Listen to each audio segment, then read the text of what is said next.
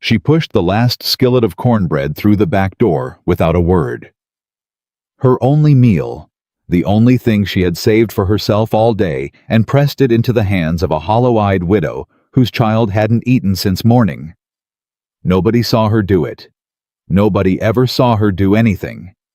And that was exactly the way Red Creek, Texas had always treated Emma Brooks, like a pair of hands attached to a stove, useful and silent and entirely forgettable. Until the evening, a rancher leaned against the stable post, watched the whole thing happen, and decided he needed to know the name of the woman who gave away the only food she had left. If this story moves you, please subscribe to our channel and follow Emma's journey all the way to the end. Drop a comment and tell us what city you're watching from. I want to see how far this story has traveled. Now let's begin. The summer of 1886 arrived in Red Creek like a punishment.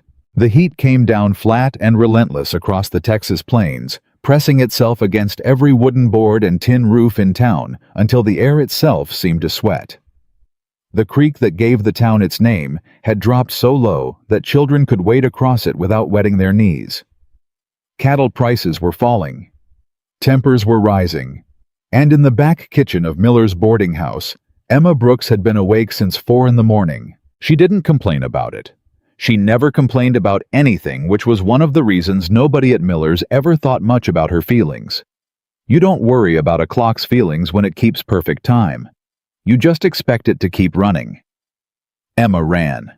She was 26 years old, though most of the boarding house regulars would have struggled to guess her age if asked, because most of them had never looked at her face long enough to form an opinion. What they knew was that the biscuits were always hot, the coffee was always ready before they sat down, and the kitchen never smelled like burnt grease. They knew those things the way they knew the sun rose in the east, as facts requiring no acknowledgement, and certainly no gratitude. What they did not know was that Emma had been on her feet for 14 hours by the time the last dinner plate came back through the kitchen window. They did not know she had split the heel of her left boot 3 weeks ago and hadn't replaced it because she was putting aside every spare cent toward a month's rent in case Mrs. Miller ever decided a cook her size made the dining room look bad. They did not know she had a headache that had been sitting behind her left eye since Tuesday, or that she sometimes stood at the back door of the kitchen in the last gray light before dark and let herself breathe for exactly 2 minutes before going back to scrub the pots. They didn't know, and they didn't ask, because Emma Brooks was the cook, not a person at the table, a person behind it. She was a big woman, broad-shouldered, full-figured, with hands that were strong from years of kneading dough and lifting cast iron, and a face that people might have called pretty if they had ever taken the time to look. Her hair was dark brown, and she kept it pinned back tight because loose hair near a stove was dangerous, and Emma was always careful about dangerous things. She moved through the kitchen with a quiet efficiency that some people might have mistaken for contentment. It wasn't contentment. It was discipline. There is a difference, though it takes a certain kind of loneliness to understand which one you're living. That particular Saturday evening, after the last boarder had pushed back from the table and the dining room had gone quiet, Emma reached into the back of the dry pantry shelf and pulled out the small cloth sack she kept separate from the boarding house supplies. Inside was a handful of cornmeal, a pinch of salt, a small piece of lard wrapped in brown paper, and 1 egg she had saved from that morning's collection before Mrs. Miller counted them. It wasn't stealing. It was an understanding she had made with herself, one small thing once a week that belonged entirely to her. She made the cornbread by feel more than by measurement, because she had made it so many times that her hands knew the proportions without thinking. The cast iron skillet went onto the stove. The meal went in. And for the 7 or 8 minutes it took to bake, Emma stood with her back to the kitchen and her eyes closed and let herself think about nothing at all. That was the other thing the cornbread gave her, not just food. A few minutes of silence inside her own head that belonged to no one else. When it came out golden at the edges and smelling like something her mother used to make on Sunday mornings back in East Texas, Emma set it on the cutting board and stood looking at it for a moment. She was hungry. She had been hungry since noon when she'd eaten half a cold biscuit left over from breakfast service because there hadn't been time to sit down properly between the lunch rush and the start of dinner prep. She could feel the hollow ache of it behind her ribs, the way hunger settles in after a long day and stops being urgent and just becomes a dull, steady companion. She picked up the skillet. She carried it to the back door. She opened the door. The widow was there the same way she'd been there the last 3 Saturdays, standing just outside the rim of the light, with her boy pressed against her side, both of them wearing the particular stillness of people who have learned that stillness draws less attention than need. The woman's name was Clara Hatch. Her husband had died of fever in the spring, leaving her with a 6-year-old son, a $2 debt at the general store, and the specific dignity of a woman who would not beg, but who had also run out of other options. Emma had never asked Clara why she came. Clara had never explained. Some things between women don't require explanation. "Evening," Emma said quietly. Clara looked at the skillet. Then she looked at Emma's face. Something flickered across her expression, not quite guilt, not quite relief, something more complicated than either. "Emma," she said carefully, "that's your supper." "It's cornbread," Emma said. "It'll go stale by morning." That was a lie, and they both knew it. Fresh cornbread keeps better than that. But it was the kind of lie that functions as kindness, and Clara Hatch was too tired and too hungry to refuse it. She took the skillet with both hands. The boy looked up at Emma with wide, serious eyes. "Thank you, ma'am," he said in the careful, formal way that children speak when they have been taught that please and thank you are the most valuable currency they have. "You're very welcome," Emma told him. "You eat every bit of it." She went back inside and closed the door and stood in the dark kitchen for a moment, with her hands pressed flat against the wood of the doorframe, listening to the sound of her own breathing. She was still hungry. She would be hungry until morning. She had given away the only food she had set aside for herself, because watching a child go to bed without eating felt worse than her own hunger, and that was a simple calculation she had been making her whole life, and she didn't think of it as noble. She just thought of it as the only decision she could live with. She did not know that she hadn't been alone in that alley. She did not know that a man had been standing at the corner of the stable, out of the light, finishing a cigarette before heading back to his hotel room, and that he had seen the whole thing. Not just the giving of the bread, but the moment before it. The way Emma had stood, holding the skillet in the doorway, clearly hungry, herself, clearly tired, clearly wrestling with nothing more complicated than the fact that someone else was hungrier. He had seen her close her eyes for just a second. He had seen her make the decision. He had stood very still and watched, and then he had dropped his cigarette into the dust and stepped on it and gone back to his room, and he had thought about what he'd seen for the rest of the night. His name was Nathan Carter. Most people in Red Creek knew who Nathan Carter was. The way you know who anyone important is in a small town by reputation more than acquaintance. He owned the largest cattle operation in the county, 40 miles northwest of town, a spread that had been his father's and his grandfather's before that, and that Nathan had nearly doubled in the 10 years since he'd taken it over. He was 34, lean and weathered in the way of men who spent most of their time outdoors with dark eyes that had the particular quality of paying attention that people sometimes mistook for severity. He wasn't a severe man. He was simply a man who watched things carefully before he spoke about them, and in Red Creek that passed for unfriendliness in someone who hadn't been born there. He came back to Miller's boarding house the next morning for breakfast. He had been planning to ride out the previous day, but he'd had business with the bank that ran long, and now he sat down at the same table near the window he always used when he was in town and waited for coffee. The girl who brought it was young and chatty, and asked him whether he'd heard about the Dunmore fire, and he said he had, and she refilled his cup without being asked, and he was polite about it, but his eyes were on the kitchen door. Emma came through it 20 minutes later carrying a plate of eggs for the table across the room. She moved the same way she had moved the night before, efficiently, quietly, without taking up more space than the task required. She set the plate down and said something to the man at that table that made him nod, and then she turned to go back. Nathan said, "Excuse me." Emma stopped. She turned. She looked at him with the practiced, pleasant expression of someone accustomed to requests. "More coffee, extra butter, a different cut of meat." "Yes, sir." "I was wondering," Nathan said, "if I could ask you something." "Of course." He looked at her steadily. "Last night, The woman at the back door. That was your supper you gave her, wasn't it? The pleasant expression didn't waver, but something behind it did a small involuntary stillness, the way a person goes quiet when they've been caught doing something they thought was private. She hadn't expected that question. She had expected no questions at all, because in 10 years of cooking at Miller's boarding house, very few people had asked her anything about herself. "I don't know what you mean," she said carefully. "I think you do," Nathan said, not unkindly, just steadily. A pause. Emma looked at him. Really looked at him the way she didn't let herself look at most of the men who came through Miller's, because looking directly at people sometimes made them think they had a right to something. "The cornbread would have gone stale," she said.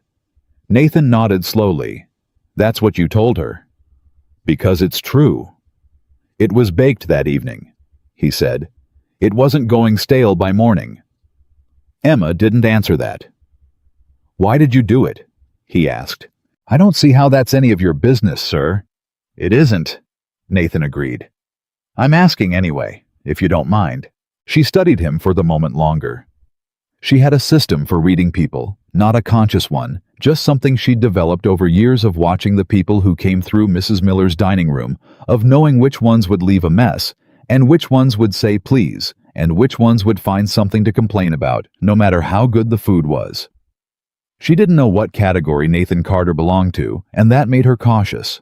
Her boy hadn't eaten, Emma said finally. That was enough reason. Nathan looked at her for a long moment, not in the way men sometimes looked at her assessing, dismissing, cataloging, but in the way a person looks when they are trying to understand something that surprised them. "What's your name?" he asked, and that simple question was the thing that almost undid her. Because in 10 years at Miller's, she could count on one hand the number of regular patrons who had thought to ask. "Emma," she said. "Emma Brooks."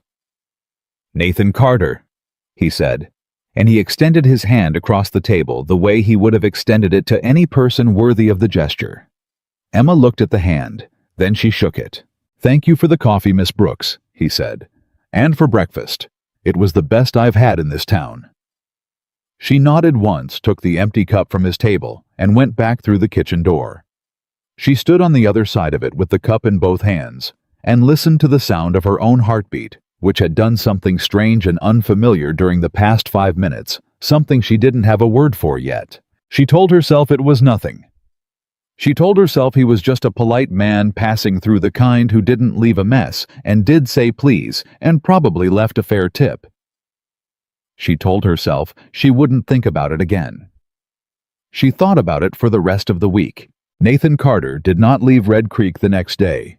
He had legitimate reasons to stay. The bank business had produced a complication involving a disputed land survey that required another meeting, and his lawyer was coming up from San Antonio and wouldn't arrive until Thursday. But if he was honest with himself, which he generally tried to be, the complication was not entirely unwelcome. He came back to Miller's for breakfast on Monday, and Tuesday, and Wednesday. On Monday, Emma brought his coffee without being asked and didn't linger. On Tuesday, he asked whether the eggs were from Miller's own hens or bought in from the feed store, and Emma said they were Miller's hens, and he said they tasted like it, and she said she'd pass the compliment along to the hens. He laughed at that. It was a real laugh, not a polite one, and Emma felt it like a small, unexpected warmth in the middle of her chest, and she walked back to the kitchen and told herself firmly to stop it. On Wednesday, the dining room was nearly empty at breakfast because of a meeting at the town hall about the drought conditions, and Nathan was the only person at his usual table. Emma brought out his food herself and was turning to go when he said, "How long have you been cooking here?" She stopped. 9 years, she said. "Since you were 17. 16, she said. "Mrs. Miller needed someone quick, and I needed the work. Do you like it?" The question landed oddly, not because it was complicated, but because it was so simple and nobody had asked it before. Not once, not in 9 years. "I like cooking," Emma said carefully. "Whether I like it here is a different question." Nathan nodded. "Fair enough." He looked down at his plate and then back up at her. "You ever think about doing something else?" Every person who's ever cooked for other people's money has thought about doing something else, she said. Thinking about it and doing it are different things. What would you need, he said, to do it? Emma looked at him. Why are you asking me these things?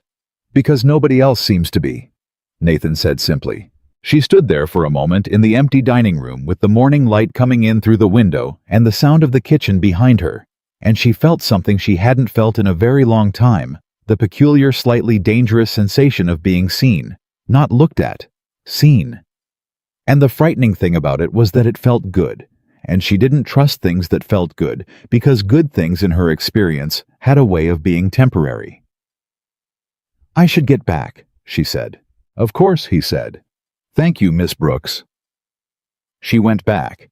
She scraped pans and scalded milk and made bread dough for the noon service and told herself 3 separate times that Nathan Carter was a cattle rancher with business in town who would be gone by the end of the week, and that was the end of it. His lawyer arrived Thursday. By Friday, he had his legal complications sorted. On Friday evening, he sat at his usual table for the last time, and when Emma came to clear the dinner plates, he said, I'll be heading back to the ranch tomorrow morning. Safe travels, Emma said. I have a problem, he said. She paused. My housekeeper of 12 years retired last month. Her sister's ill over in New Mexico, and she's gone to help her, and I don't know when she's coming back. My ranch house has 7 working men, a foreman, 2 seasonal workers through the fall, and nobody running the kitchen or the household. He looked at her directly. I'd like to offer you a contract. 6 weeks to start. Fair wages better than what Miller's paying, I'd be willing to bet. Complete authority over the kitchen and the household management. Written terms, whatever you need to feel comfortable. Emma stared at him. You don't know me, she said. I know enough, he said.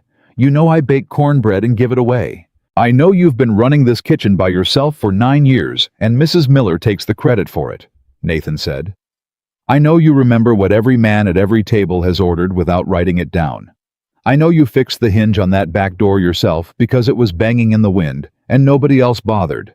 I know the bread here has been better every year you've been here, and nobody's thought to tell you that. He paused. I've been paying attention, Miss Brooks, since Monday. The room was quiet.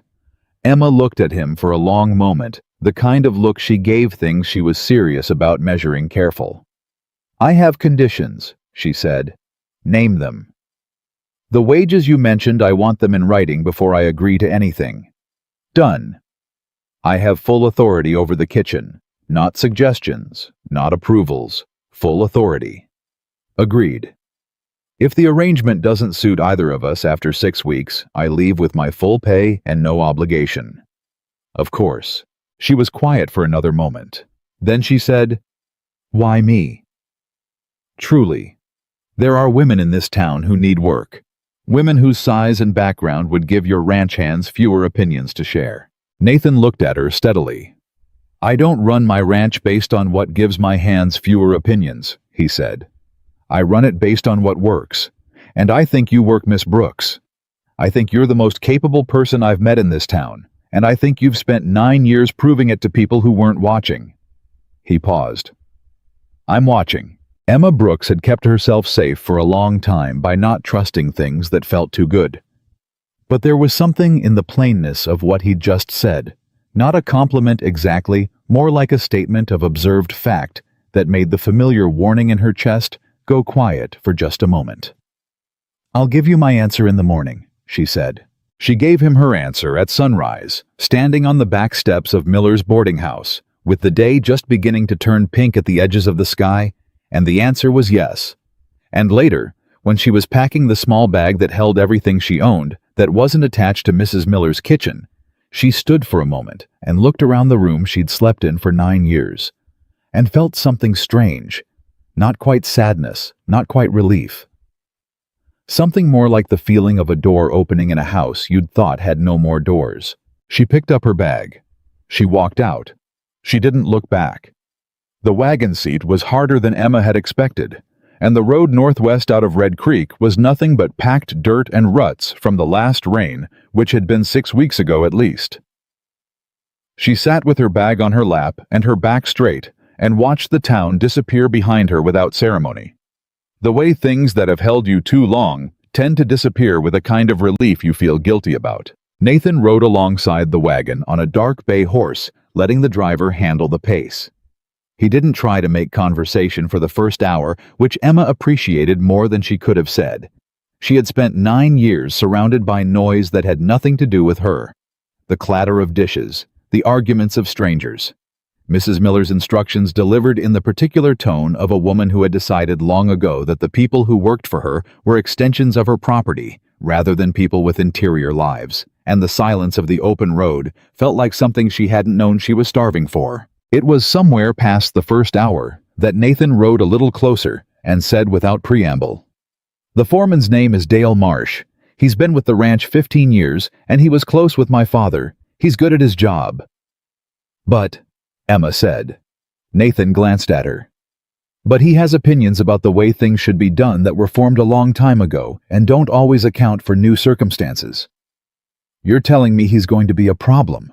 I'm telling you he may not make your first week easy." Emma looked out at the flat land, spreading in every direction, brown and heat-bleached and enormous. "Mr. Carter," she said, "I have been working in other people's spaces my entire adult life. I know what it looks like when a man has decided before I walk through the door that I don't belong there. I can manage it." "I don't doubt that," Nathan said. "I just thought you should know. I appreciate it," she said. And she did not because the warning changed anything, but because he had thought to give it. That was its own kind of information about who he was. They rode in silence for another while. Then Emma said, "How many men are you feeding?" 7 regular hands. Dale. 2 seasonal workers who arrived last week for the drive preparation. So 10 counting me. Any particular dislikes? Allergies, conditions I should know about? Nathan blinked. It was clear from his expression that this question had not occurred to him, which told Emma everything she needed to know about how the ranch kitchen had been running since his housekeeper left. "Not that I know of," he said. "I'll find out myself then," Emma said, and she opened the small notebook she kept in her bag and wrote the number 10 at the top of a clean page, and Nathan watched her do it with an expression she didn't look up to read. Carter Ranch announced itself slowly. First the fence line, then the cattle, then the smell of animals and hay, and worked leather that meant a working operation rather than a decorative one. Emma had grown up on the edge of ranch country, and she knew the difference between a spread run for show and one run for real, and everything about the Carter place said real. The fences were mended. The water troughs were clean. The cattle she could see were in decent condition despite the drought. Someone had been paying attention. The ranch house itself was large and plain, a practical building added onto over decades, rather than designed all at once with a deep porch running the length of the front and a kitchen wing extending off the back. Emma's eyes went to the kitchen wing first naturally, the way her attention always moved toward the place where the work happened. Dale Marsh was standing on the porch. He was a man somewhere in his late 50s, broad across the shoulders, with a face that had been weathered by decades of outdoor work into something that looked less like skin and more like old leather. He had the kind of stillness that came from a lifetime of watching things and forming judgments about them. And the moment Emma stepped down from the wagon, she felt that stillness aimed at her like a tool being used. He looked at her. Then he looked at Nathan. "This the new cook," he said. "This is Emma Brooks," Nathan said. "She'll be managing the household and kitchen." Dale Marsh said nothing for a moment. He looked back at Emma with an expression that was not hostile exactly. It was more like the expression of a man who has seen something placed in a position he doesn't think it belongs in, and is deciding how much trouble that's going to cause him. "Ma'am," he said finally. The word had no warmth in it. "Mr. Marsh," Emma said pleasantly, "I understand you've been keeping things running since the housekeeper left. I appreciate that. I'd be glad to hear what the household routine has been, so I know where to start." Dale Marsh's expression shifted by about a fraction of a degree. He had clearly been expecting something different. Complaint perhaps, or nervousness, or the kind of overbright cheerfulness that announced itself as insecurity. What he had gotten was a practical question delivered like a tool being picked up for use. "Breakfast at 5:30, he said. "Dinner at noon. Supper when the work's done, usually 7 or 8. What have the men been eating for the past month? What they could put together? Emma wrote something in her notebook. I'll need to see the pantry and the supply situation before I plan anything. Supplies are low, Dale said. Droughts made it a tight season. I expected that, Emma said. Is there a kitchen garden? Dale blinked. Was one. Nobody's kept it since Mrs. Haverty left. I'll look at it tomorrow, Emma said. She closed her notebook. Thank you, Mr. Marsh. That's helpful. She picked up her bag and walked past him into the house, and Dale Marsh stood on the porch and watched her go, with an expression that had moved from assessment into something more complicated, though he would not have been able to name what that something was. Inside the kitchen was a working kitchen that had been badly neglected for 4 weeks. Not filthy, but the kind of disorder that happens when multiple people share a space without anyone being responsible for it. Pots stacked incorrectly. Flour with the lid left off. Onions going soft in a bin. A skillet with old grease gone rancid. Emma stood in the middle of it and turned a slow circle and felt something settle in her chest that she recognized after a moment as purpose. She set her bag down on the kitchen table. She tied on her apron. She got to work. By the time the hands came in for supper that evening, the kitchen smelled like something none of them had encountered in weeks, actual food prepared by someone who knew what they were doing. It was a simple meal, beef and onion stew thickened with the last of the cornmeal biscuits that had risen properly, and a pot of coffee that was hot and strong and not burnt. Simple. But Emma had scraped and seasoned the pot right and cooked the onions long and slow the way they needed, and the difference between that and what the men had been eating was significant enough that the table went unusually quiet for the first few minutes. One of the younger hands, a boy named Cody, who couldn't have been more than 19, looked up from his bowl and said with genuine surprise, "Ma'am, this is the best thing I've eaten since February." "Thank you," Emma said from the stove. "What did you do to it?" he asked. "Cooked the onions properly," she said, "and I used pepper." Cody looked at his bowl with a kind of reverence usually reserved for more significant occasions. Dale Marsh at the end of the table did not compliment the food, but he ate 2 full bowls, which Emma noted and said nothing about. Nathan caught her eye from across the table, and the corner of his mouth moved very slightly in a way that could not quite be called a smile, but was in the same family. The next morning began at 4:15. Emma had been awake at 4, which was habit, and she had the stove going and the coffee started before the first of the hands was up. She had spent the previous evening doing a full inventory of the pantry, writing down every item, the quantity, the condition, and she had come up with a number she did not like, and a set of calculations she liked even less. The drought had cut the household's food budget hard. Nathan had given her a figure for monthly supplies that would have been adequate in a normal year and was genuinely insufficient in this one, and Emma had spent part of the night working out what was possible within those limits. She was not panicked. She was planning. There is a difference. When Nathan came through the kitchen at 5 o'clock earlier than she'd expected, he found her at the table with her notebook open and a list of numbers written in 3 columns. "You're up early," he said. "I'm always up early," Emma said. "Sit down. I need to talk to you about the food budget." He sat down.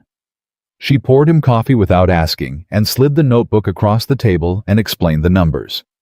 She was direct about it. The supplies on hand would last approximately 18 days, at current household size. The allotted budget would cover replacements for the basics, but not much beyond, and if the drought continued through September, the prices at the Red Creek General Store were going to climb. "I have some thoughts," she said, "if you're willing to hear them." "That's why I hired you," he said. "The kitchen garden can be salvaged. It needs water and attention, but there are roots still alive out there, and with the right management, we can have greens within 3 weeks. That cuts the vegetable cost significantly." She turned to the next page of the notebook. "There are 3 ranches within 12 miles of here. I'd be willing to approach the wives directly cook to cook, not formal about trading surplus. Most households in drought conditions are sitting on things they have too much of and short on things they need. A trade arrangement costs nothing and stretches every pantry. Nathan was looking at her with the focused attention she was starting to recognize as his particular form of listening still and complete, the kind that meant the information was actually going in. The third thing, she said, is waste. In the month without a housekeeper, the kitchen has been losing roughly a third of what comes in to spoilage and misuse. I can cut that to almost nothing inside 2 weeks. How? By being the only one in this kitchen who decides how things are used, she said plainly. That's what full authority means. I'm not interested in the men helping themselves to the pantry at midnight and leaving the bins open. I'll feed them well 3 meals, proper portions. No one goes hungry, but the kitchen is mine. A pause. Done, Nathan said. Emma looked at him steadily. She had expected negotiation. The absence of it was almost disorienting. I'll need you to tell Marsh, she said. It'll mean more coming from you. I'll tell him this morning. She nodded. She reached across and took the notebook back. And then she said more quietly, You didn't expect the drought to be this bad when you hired me. No, Nathan admitted. I knew it was a hard season. I didn't know the supply situation had deteriorated this much. I'm not saying that as a complaint, Emma said. I'm saying it because I want you to know I understand the real situation, and I'm not going to pretend it's something it isn't. I've made meals out of almost nothing before. I can do it again. But I need you to be honest with me about what's actually happening on this ranch, because I can't plan around things I don't know. Nathan looked at her across the table. Outside, the first light was just beginning to show at the kitchen window, gray and thin and early. Fair, he said. And then after a moment, the bank meeting in Red Creek last week, the complication I mentioned. Yes. The disputed survey involves water rights, he said. There's a question about whether a creek that runs through the eastern boundary of this property belongs to Carter Ranch or to the adjacent land which was sold last year to a man named Aldous Briggs. If Briggs wins the survey dispute, we lose access to the only reliable water source on the eastern pasture. Emma was quiet for a moment. How likely is he to win? My lawyer thinks 40%, Nathan said, which means 60% we keep it, but 40% is not nothing. No, Emma agreed. It isn't. She looked down at her notebook and wrote something. Then we plan for 40%, she said. What's the worst case if you lose the water rights? I'd have to move the eastern herd to the western pastures, overcrowding, weight loss, reduced prices at market. He paused. It would be a hard year. Would you lose the ranch? No, he said. But it would be a very hard year. Emma wrote something else. Then we run this kitchen like it's already a hard year, she said. And if it turns out not to be, we'll have saved money we didn't expect to keep. That's not a bad outcome. Nathan Carter looked at the woman sitting across his kitchen table at 5 a.m. with her notebook and her columns of numbers and her direct, undecorated way of engaging with difficult facts, and he felt something that he hadn't felt in a long time. The particular relief of being in the company of someone who was genuinely capable and who did not require managing. He had hired her because he'd seen her give away her supper. He was beginning to understand that he'd gotten considerably more than he'd bargained for in the best possible sense. I'll talk to Marsh, he said, standing up. He picked up his coffee. Thank you, Miss Brooks. Emma, she said without looking up from the notebook. A pause. Emma, he said. He walked out. She kept writing. The conversation with Dale Marsh did not go as smoothly as Nathan had hoped. Emma heard most of it from inside the kitchen through the open window that faced the porch without intending to listen. Nathan's voice was even and firm. Dale's was the voice of a man working hard to keep his objections within the bounds of professional respect without much success. She's going to run the household and the kitchen, Nathan said. Nathan, she's been here one day, and the kitchen is already cleaner and the food is already better, and she's identified supply problems that have been sitting there for a month. What's your objection, Dale? My objection is that the men aren't going to take well to being told what to do by someone they don't know. They take direction from you, and they've been taking it for 15 years. How long did that take to establish? Silence. She's not just a cook, Dale said with the tone of a man making his real point for the first time. You said household management. That means she's above me in the household authority. In matters of the household, yes, Nathan said evenly. In matters of the ranch operation, you run the same as always. Nothing about your job changes. She's a... Dale stopped. Finish that sentence carefully, Nathan said. Another silence longer this time. She doesn't know this ranch, Dale said finally. She'll learn, Nathan said. Give her a fair chance, Dale. That's all I'm asking. Emma stepped back from the window and went back to the stove, and she felt the familiar tightening in her chest that always came when she overheard a version of the conversation that had followed her through most of her working life. The argument about whether she deserved to be somewhere conducted by people who had decided the answer before the conversation started. She knew better than to let it break her focus. She had learned a long time ago that the best argument she had was the work itself, and the work was what she went back to. Breakfast at 5:30 was efficient and hot, and Emma moved through the serving of it with the quiet competence that was her natural mode, and she paid attention to every man at the table, not in an obvious way, but in the way she had always paid attention, which was like water finding the low places without making noise about it. She noticed that the man named Pete Hadley ate around the onions in his eggs without commenting. She noticed that the oldest hand, a man called Ruiz, who said little and moved carefully, drank his coffee with his left hand and barely used his right, which suggested an old injury of some kind. She noticed that Cody ate quickly and too much and would probably need a mid-morning something, or he'd be useless by 11. She wrote all of it in her notebook. After breakfast, when the men had gone out to their work and Nathan had ridden out with Dale to look at the eastern fence line, Emma did something she had been thinking about since before dawn. She went to the bunkhouse. She knocked on the open door frame and said loudly enough to Carrie, "I'm sorry to interrupt. I just have 2 quick questions for anyone willing to answer." 3 hands who were still getting their gear together looked up. One of them, a weathered man named Frank, who had been with the ranch for 6 years, said, "What kind of questions?" "Food questions," Emma said. "Is there anything any of you can't eat? Anything that makes you sick? Anything you're allergic to? Anything you just truly cannot stomach?" Frank stared at her. "You're asking what we don't like. I'm asking what will make you ill," Emma said. "Preferences I can accommodate when I can. Medical needs I accommodate always." A pause. Then Frank said slowly, "Pete can't do onions. They give him terrible trouble." "I noticed," Emma said. "I'll keep that in mind." Second question. What did Mrs. Haverty make that you miss most? This question produced a different kind of silence. Softer, more surprised the silence of men who had not been asked something personal in a work context and weren't sure what to do with the fact that they had been. Ruiz, the old hand with the careful right arm, said quietly, "She made a bean soup on Sundays, with a ham bone and sage." "I'll see what I can do about Sunday," Emma said. "Thank you, gentlemen. I'll let you get on." She walked back to the kitchen and wrote bean soup, Sunday ham bone sage in her notebook. When Cody came through the kitchen doorway at 10:45, looking slightly desperate, Emma was already at the stove, and she handed him a biscuit with salt pork without looking up from the pot she was tending. He stared at the biscuit.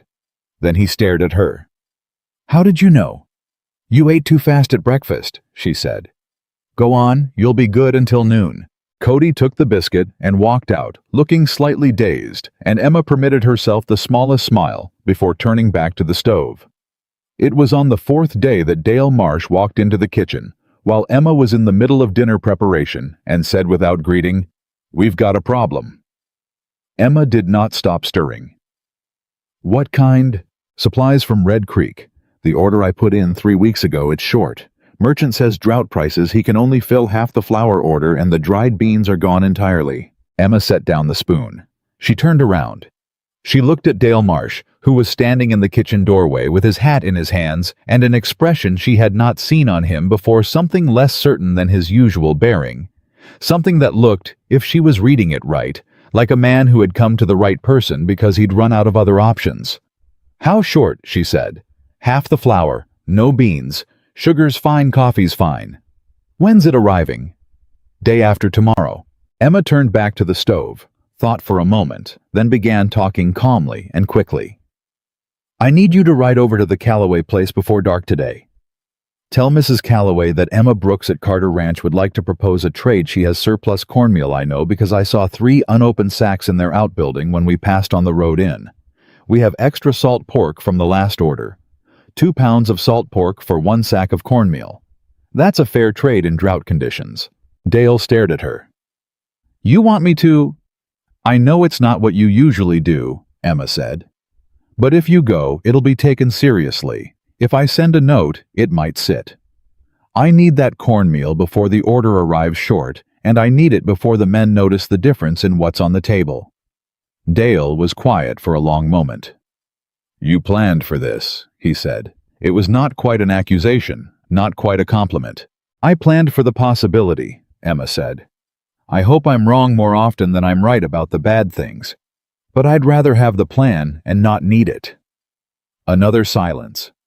Dale turned the hat in his hands twice. Then he put it back on his head and said, "Calloway's is 6 miles." "I know," Emma said. "Thank you, Mr. Marsh."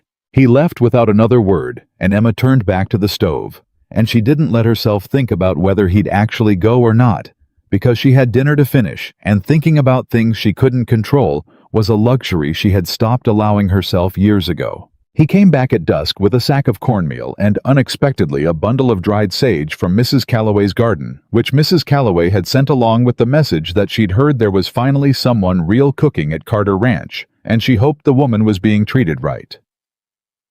Emma took the cornmeal and the sage and said, "Thank you, Mr. Marsh, really." Dale set the items on the kitchen table and looked at her with an expression she still couldn't fully read. "Mrs. Calloway says if you want to set up a regular trade arrangement, she's interested," he said. "She's got more sage than she knows what to do with, and she's short on salt pork." "Tell her yes," Emma said. "And tell her Sunday bean soup will be back on the Carter Ranch table this week. She's welcome to the recipe if she wants it." Dale Marsh looked at her for a moment. Then he did something she had not seen him do in 4 days. He nodded. Not the brief, reluctant nod of a man managing his objections, but something more deliberate than that.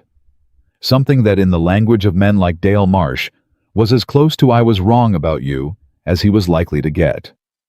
"Supper smells good," he said. "It'll be ready in 20 minutes, Emma said. He walked out. Emma stood in the kitchen and let herself take one slow breath. 1.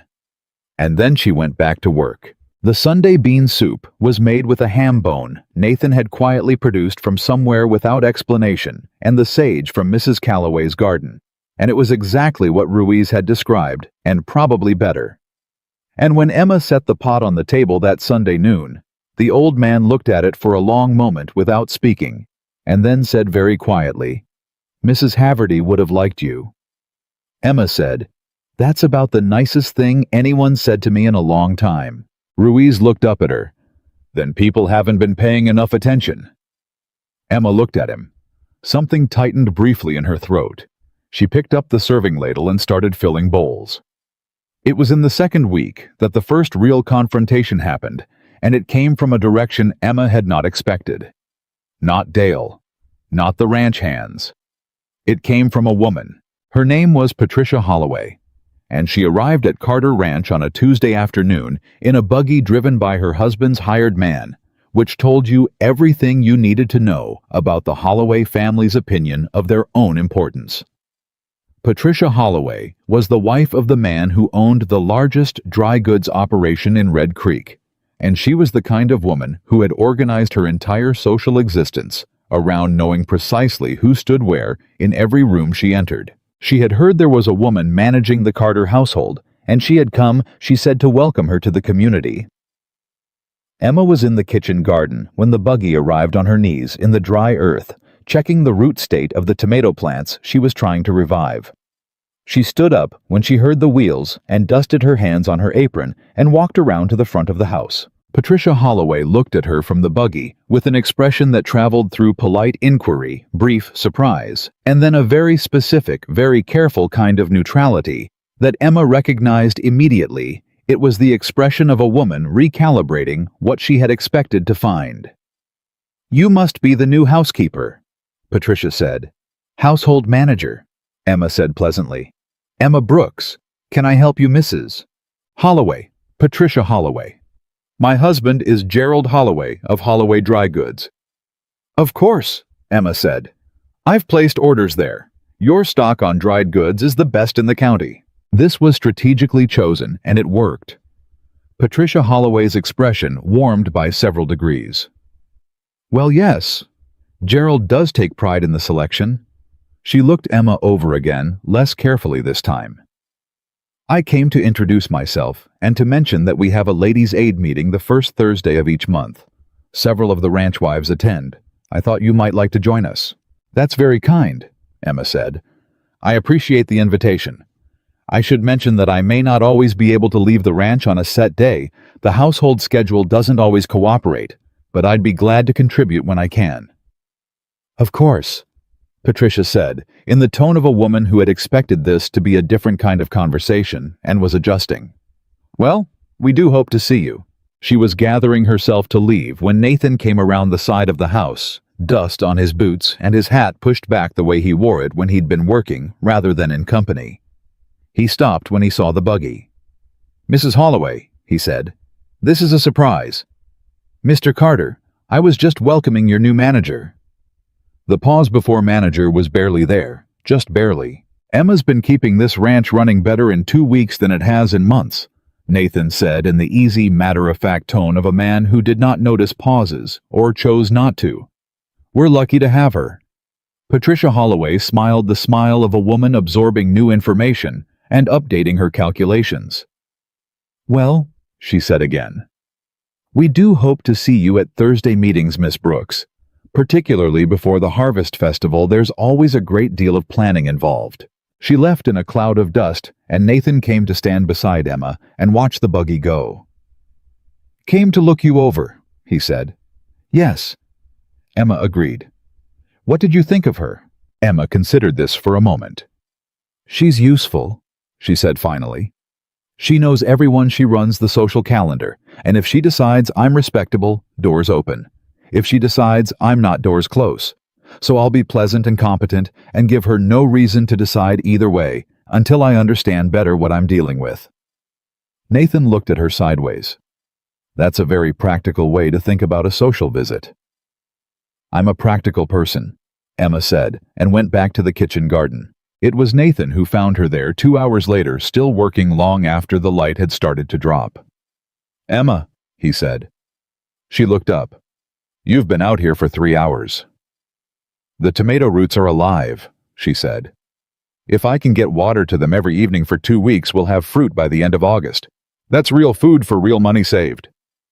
"I know," he said, "but it's getting dark." Emma sat back on her heels and looked at the plants around her, and felt the ache in her knees from kneeling on hard ground and the satisfaction in her chest from knowing that something that had been dying was going to live. "One more row," she said. Nathan crouched down beside her in the dirt in his good boots and his work vest, and without asking, started carefully loosening the soil around the next plant with his hands. Emma stared at him. "What?" he said. "Those are your good boots." "They're boots," he said. "One more row." They worked the last row together in the fading light without talking much, just the sound of the earth turning, and the occasional quiet direction from Emma about which roots needed checking. When it was done, they stood up, both of them dusty, and Nathan looked at the garden with his hands on his hips and said, "You'll really get tomatoes out of this.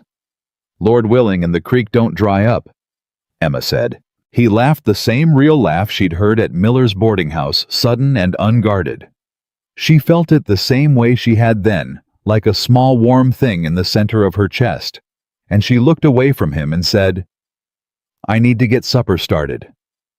"Emma," he said as she turned toward the house. She stopped.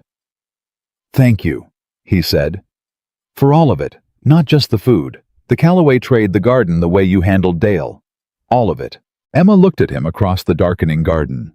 You hired me to do a job, she said. I'm doing it. You're doing considerably more than that, he said, and I think you know it. She held his gaze for a moment, the warm, steady gaze of a man who paid attention, and then she said, Supper's going to be late if I don't start now. And she walked back toward the kitchen, and she did not let herself run through the feeling in her chest the way she wanted to, because she was a practical woman, and she had supper to make, and 14 people depending on her. And she had made a rule a long time ago about not trusting things that felt too good. But the tomatoes were going to grow. That much she knew. And sometimes when you have spent a long time working with almost nothing, the fact of something growing in dry ground is enough to change what you think is possible. She tied on her apron and lit the stove and started cooking. And outside the window, the last light dropped below the horizon, and the ranch settled into the sounds of night. And Emma Brooks stood in the kitchen she had taken hold of and made her own, and felt for the first time in a very long time that she was exactly where she was supposed to be. What she did not know was that 30 miles away in a lawyer's office in Red Creek, a man named Aldous Briggs was signing a document that would set in motion something far worse than a drought. And the worst of it was still coming. The document Aldous Briggs signed that evening in Red Creek arrived at Carter Ranch 3 days later, delivered by a rider who handed it to Nathan at the front gate without ceremony and turned back toward town before anyone thought to ask questions. Emma was in the kitchen when Nathan walked through the door holding the envelope, and she knew from the set of his shoulders before he even opened it that the news was not good. She had learned to read him quickly, the way his jaw went tight when something genuinely troubled him, the way he held still when he was thinking rather than when he was simply waiting, and what she saw in that moment was a man preparing himself. He read it once. Then he set it on the kitchen table without speaking. Emma dried her hands and picked it up. The language was legal and dense, but the substance was plain enough. Briggs had filed for an emergency injunction on the eastern water rights, citing new survey evidence his lawyer claimed had been overlooked in the original boundary assessment 20 years prior. The injunction didn't finalize the dispute that would take months in court, but it placed an immediate restriction on Carter Ranch's use of the Eastern Creek while the case was pending. Effective in 14 days, Emma set the paper down. How much of the eastern herd depends on that creek, she said. All of it, Nathan said. 240 head. The western pasture wells can't support that volume, not in drought conditions. What happens to the cattle? I start moving them west immediately. The overcrowding stresses the herd. They lose weight. By market time in October, I'm selling underweight cattle at drought prices, which are already low. He sat down heavily in the kitchen chair. My lawyer says we can fight the injunction, but emergency hearings are slow, and Briggs has money and the patience to wait. Emma looked at him. Is Briggs doing this because he wants the water, or because he wants the land? Nathan's eyes came up to hers. What do you mean? A man doesn't file emergency injunctions over water rights he's been ignoring for a year, Emma said. He files them when he wants leverage for something else. What does Aldous Briggs actually want? A pause. Nathan was quiet for a moment in a way that meant something. He's made inquiries, he said carefully, through his lawyer about whether Carter Ranch would consider selling the eastern acreage. How many acres? 800. And you said, no. Emma nodded slowly. So the injunction is a pressure tactic, she said. He's not trying to win the water rights. He's trying to make your operation expensive enough that you'll consider selling to make the problem stop. Nathan looked at her with an expression that was not quite surprise. He had arrived at the same conclusion, but something else. The expression of a man who had just watched someone else reach the important destination by a different and equally valid route. My lawyer said the same thing this morning, he said. Then your lawyer is smart, Emma said. Don't sell.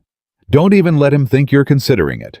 The moment you negotiate from pressure, you've already lost half the argument. She picked up the paper again and read it once more. 14 days before the restriction takes effect. What do you need to do in 14 days? Move the eastern herd.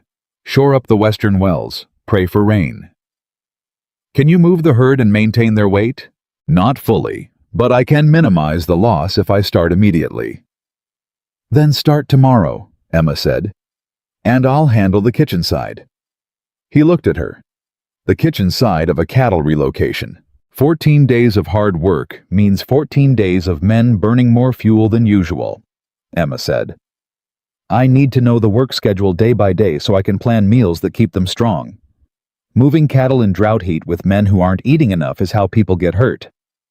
She pulled her notebook from her apron pocket.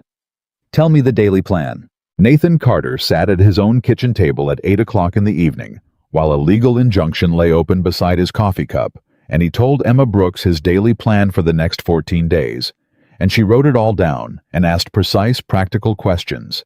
And by the time they were done, the coffee had gone cold, and Nathan was looking at the schedule on the page and feeling for the first time since the writer had arrived that the thing was manageable. Emma, he said. She was already standing closing the notebook. Yes. You didn't have to do this. I work for this ranch, she said simply. What happens to this ranch is my concern. She said it plainly, without drama, the way she said most things, as a statement of fact rather than a declaration. But Nathan held on to it after she went back to the stove, turned it over quietly in his mind, the way you turn over something you want to understand fully before you put it down. The next 14 days moved like a river in flood fast, loud, and carrying everything with it. The relocation of the eastern herd was brutal work in August heat, and the men came in at the end of each day, worn to the bone, in a way that went past tired into something more fundamental.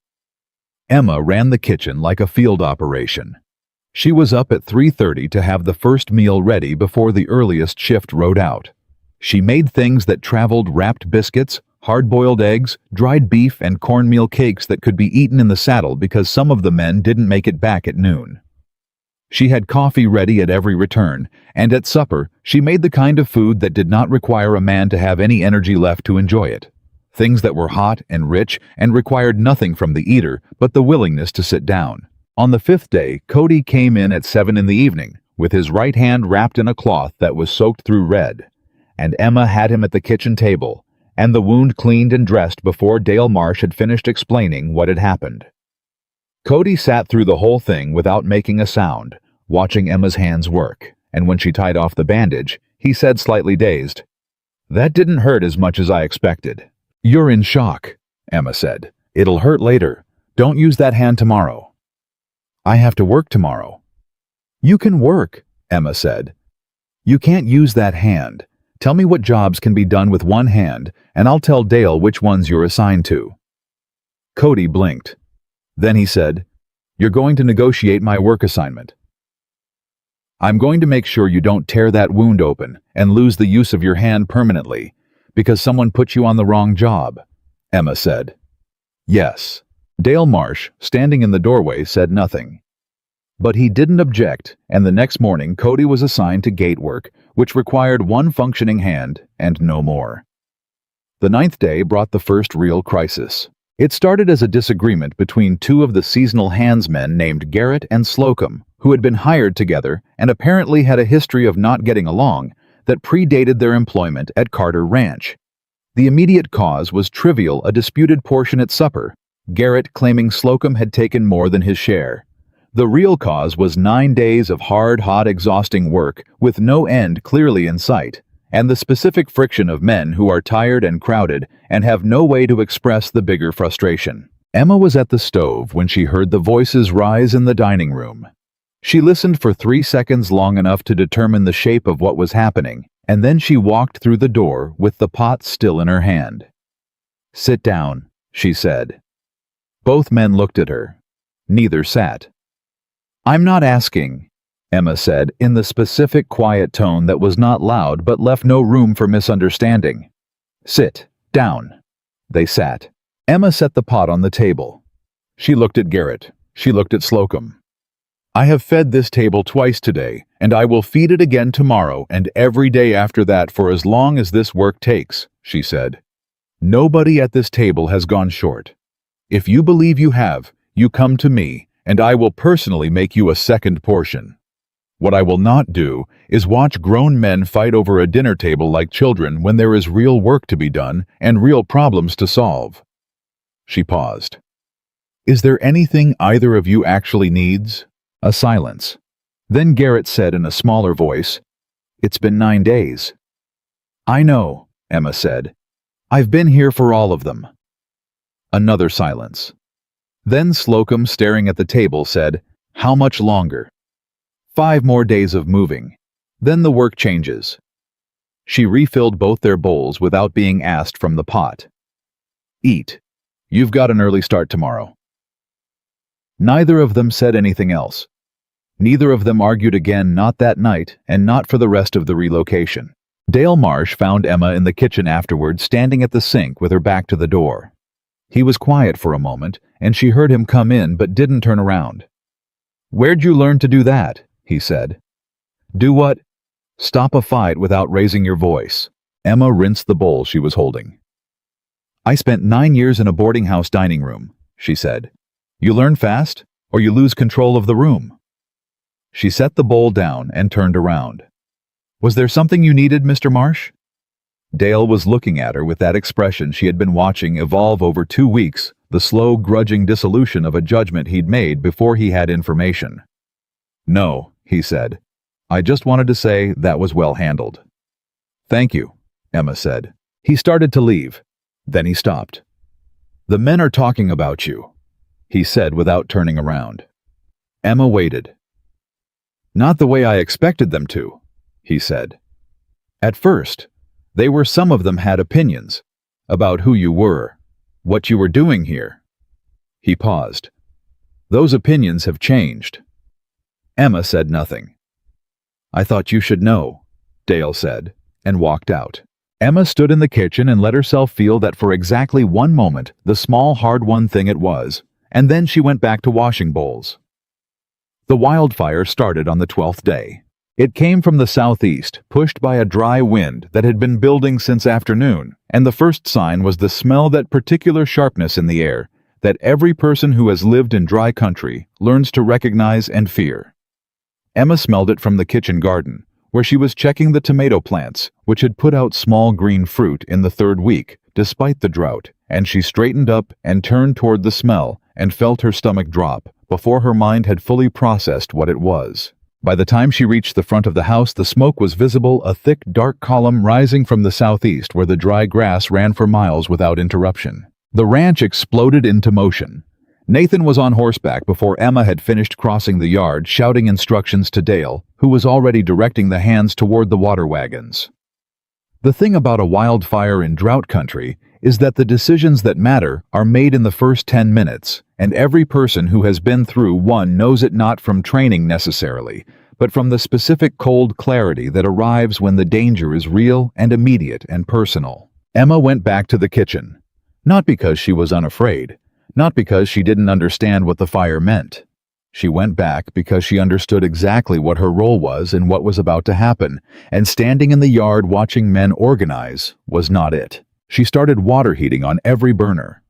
She pulled every clean cloth she had, dishcloths, spare linens, the flour sacks she'd been saving, and cut them into strips and wet them down. She dragged the 2 large wash tubs from the back porch into the kitchen and filled them with the water she had in reserve. She started a pot of the strongest coffee she could make and set cornbread batter ready to go into the oven the moment she had enough room on the stove. Frank appeared in the kitchen doorway 40 minutes later with burns on both arms from a brand that had jumped the fire line, and his face was gray under the soot. "Sit," Emma said. And he sat, and she was already at the burns with the cool, wet cloths before he'd finished lowering himself into the chair. "How bad is it?" she said, working carefully. 2 barns on the south line, Frank said. "Fire's past the eastern pasture now. They got the herd pushed west before it reached."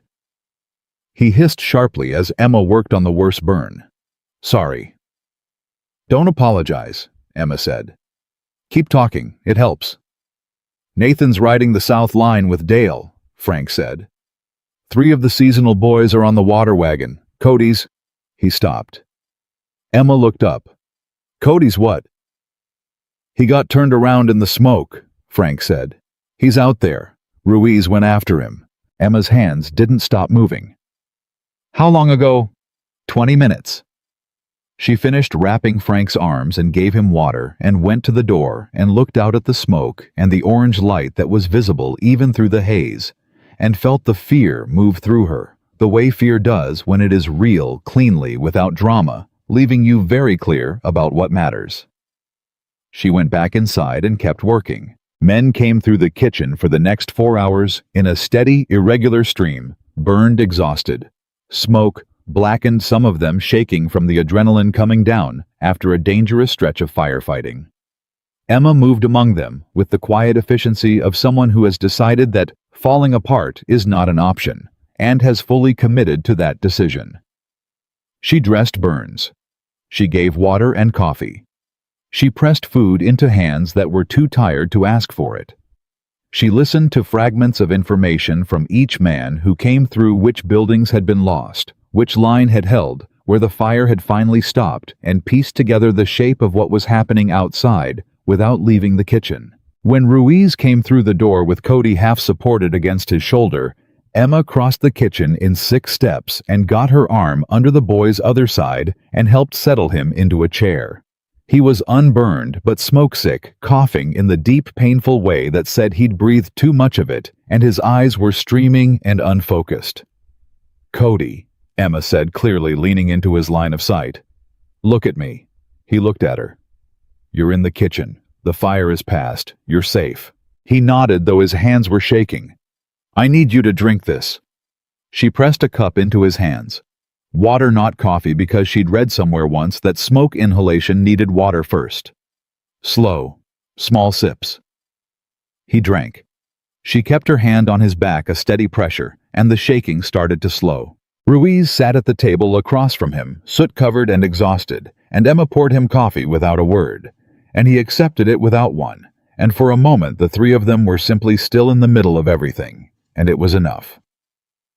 Nathan came in at 10 o'clock that night. He came through the back door, the way he always did when he'd been working directly without ceremony, and he stopped just inside the doorway and looked at the kitchen, at the organized evidence of 4 hours of emergency work, at the men still sitting at the table or resting in chairs that Emma had pulled from every room in the house, at Emma herself standing at the stove stirring something. She heard him come in. She didn't turn around immediately. "2 barns," he said. "I know." She turned then. "How bad?" "South storage barn is gone. The equipment barn caught, but we saved most of the tools. Fire stopped at the fence line on the north side." He looked at her. "Nobody lost. Some burns. Cody's." "Here," Emma said, nodding toward the table where Cody was sitting upright now, color returning, eating the cornbread Emma had pressed on him 20 minutes ago. "Smoke, no burns. He'll be fine." Nathan let out a breath that came from somewhere deep in his chest, the particular exhale of a man who has been holding himself very tightly for several hours and has now received permission to stop. He looked around the kitchen again, at the strips of cloth, the washtubs, the organized evidence of a person who had turned fear into function, and something crossed his face that was not a simple thing to read. "Emma," he said. "Sit down," she said. "I'll get you something." "I don't need." "Nathan," she said. He sat down. She brought him coffee and a plate of food and sat down across from him, which she had never done before at this table, not in the position of sitting across from him rather than serving him. He noticed. She knew he noticed, and she didn't move from the chair. "The barns can be rebuilt," she said quietly. "I know." "The herd is safe. The house is safe. The men are safe." "I know," he said again. His voice was rougher than usual smoke and something else. "You're going to think about everything that burned tonight," Emma said. "That's normal, but tomorrow you're going to look at what's still standing, and it's going to be most of it." He looked at her across the table. The kitchen was quieter now, most of the men drifting to the bunkhouse, Cody asleep in his chair in the corner. "You kept everyone fed," Nathan said. "Through 4 hours of that." "It's what I do." "No," he said, and his voice was very quiet. "You kept everyone calm. The food was part of it. But when Frank came in, he told me how you were working in here. He said it was the first time all night he wasn't frightened." Emma said nothing. "You did that," Nathan said. "Not the food. You." She looked at him. The lamp on the table was low, and outside the window the sky still had a faint orange tint at the horizon that would be gone by morning. But was there now? She felt the truth of the evening sitting heavily in her chest. The fear she hadn't allowed herself to show, the 4 hours of deliberate calm, the relief now that was almost too big to hold. "I was frightened too," she said, "when they said Cody was missing." "I know," Nathan said. "That's what made it remarkable. Not that you weren't afraid, that you kept going anyway." They sat in the quiet kitchen for a moment, both of them tired past the point where tiredness has a name. Then Nathan said in a different tone, lower, more careful, the tone of a man coming to something he has been moving toward for a while. "Emma, I need to tell you something." She looked at him. "The 6-week contract ends in 4 days, he said. "I know," she said quietly. "I'm not going to let you leave," he said. And then immediately, I said that wrong. I mean, I would like very much for you to stay. Permanently. Not just the kitchen, the household. Whatever you want the role to be. I'll write whatever terms you need." Emma looked at him carefully. "Because the ranch needs a housekeeper." "Yes," Nathan said. "And because—" He stopped. He picked up his coffee cup and set it down again. "And because I have been sitting in this kitchen with you for nearly 6 weeks, and I am aware that something is different when you are in the room. I'm aware of it in a way I don't have clean words for yet. I'm not saying that to put pressure on a professional arrangement. I'm saying it because I believe you deserve honesty about what's actually being offered." The kitchen was very quiet. Emma sat with his words and felt them the way she felt things that mattered, carefully, fully, without hurrying past the difficult parts. She thought about 9 years at Miller's boarding house. She thought about the cornbread she'd given away and the question he'd asked. She thought about the tomatoes growing in dry ground. She thought about the 4 hours tonight when she had not stopped because stopping was not something she could afford, and the way she had felt underneath all of it, certain that she was doing the right thing in the right place. She thought about all the reasons not to trust this. There were many. She knew them all by name. "4 more days on the contract," she said slowly. "Let me finish what I started. Then we talk about the rest." Nathan nodded. 4 days, he said. Outside, the orange had faded from the sky. Inside the kitchen, the lamp burned steadily, and Cody snored softly in his corner chair, and Emma Brooks and Nathan Carter sat across from each other in the quiet aftermath of a dangerous night, both of them knowing that something had shifted in the space between them that could not be easily shifted back. Emma stood up and began clearing the table, but Aldous Briggs was not finished. Because the next morning, when the ranch was still dealing with the aftermath of the fire, a second rider arrived from Red Creek, and this time the envelope he carried was addressed not to Nathan Carter, but to Emma Brooks. And it was not from a lawyer. It was from Mrs. Miller. The envelope sat on the kitchen table for 20 minutes before Emma opened it.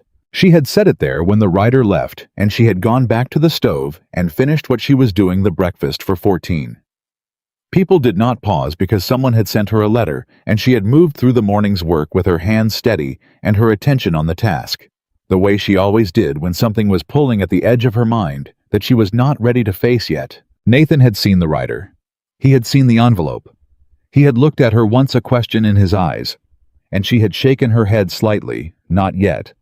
And he had respected that, and gone out to the yard because he was learning slowly the specific shape of the space Emma needed when she was preparing herself for something. When the kitchen was clear and the breakfast dishes were drying and the next meal was an hour away from needing her full attention, Emma sat down at the table and picked up the envelope.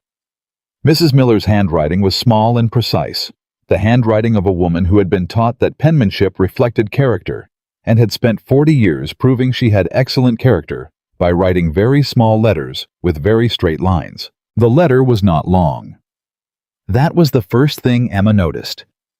Mrs. Miller was a woman who could fill 3 pages complaining about the price of butter, so brevity from her was itself a message. It said that she had heard Emma was working at Carter Ranch. It said that she had a proposal.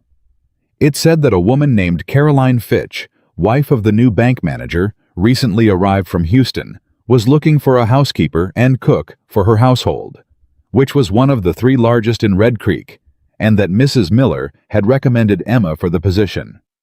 The wages named were precisely double what Nathan had been paying. The position was permanent and would include a private room and all meals. And then, in the last line, written in the same precise small letters as the rest, Mrs. Miller had written, "I thought you should know there are other options available to you given that ranch arrangements can be uncertain." Emma read the letter twice. Then she set it down flat on the table and looked at it. She understood what it was. Not kindness. Mrs. Miller had not written out of kindness in the 9 years Emma had worked for her, and she had not started now.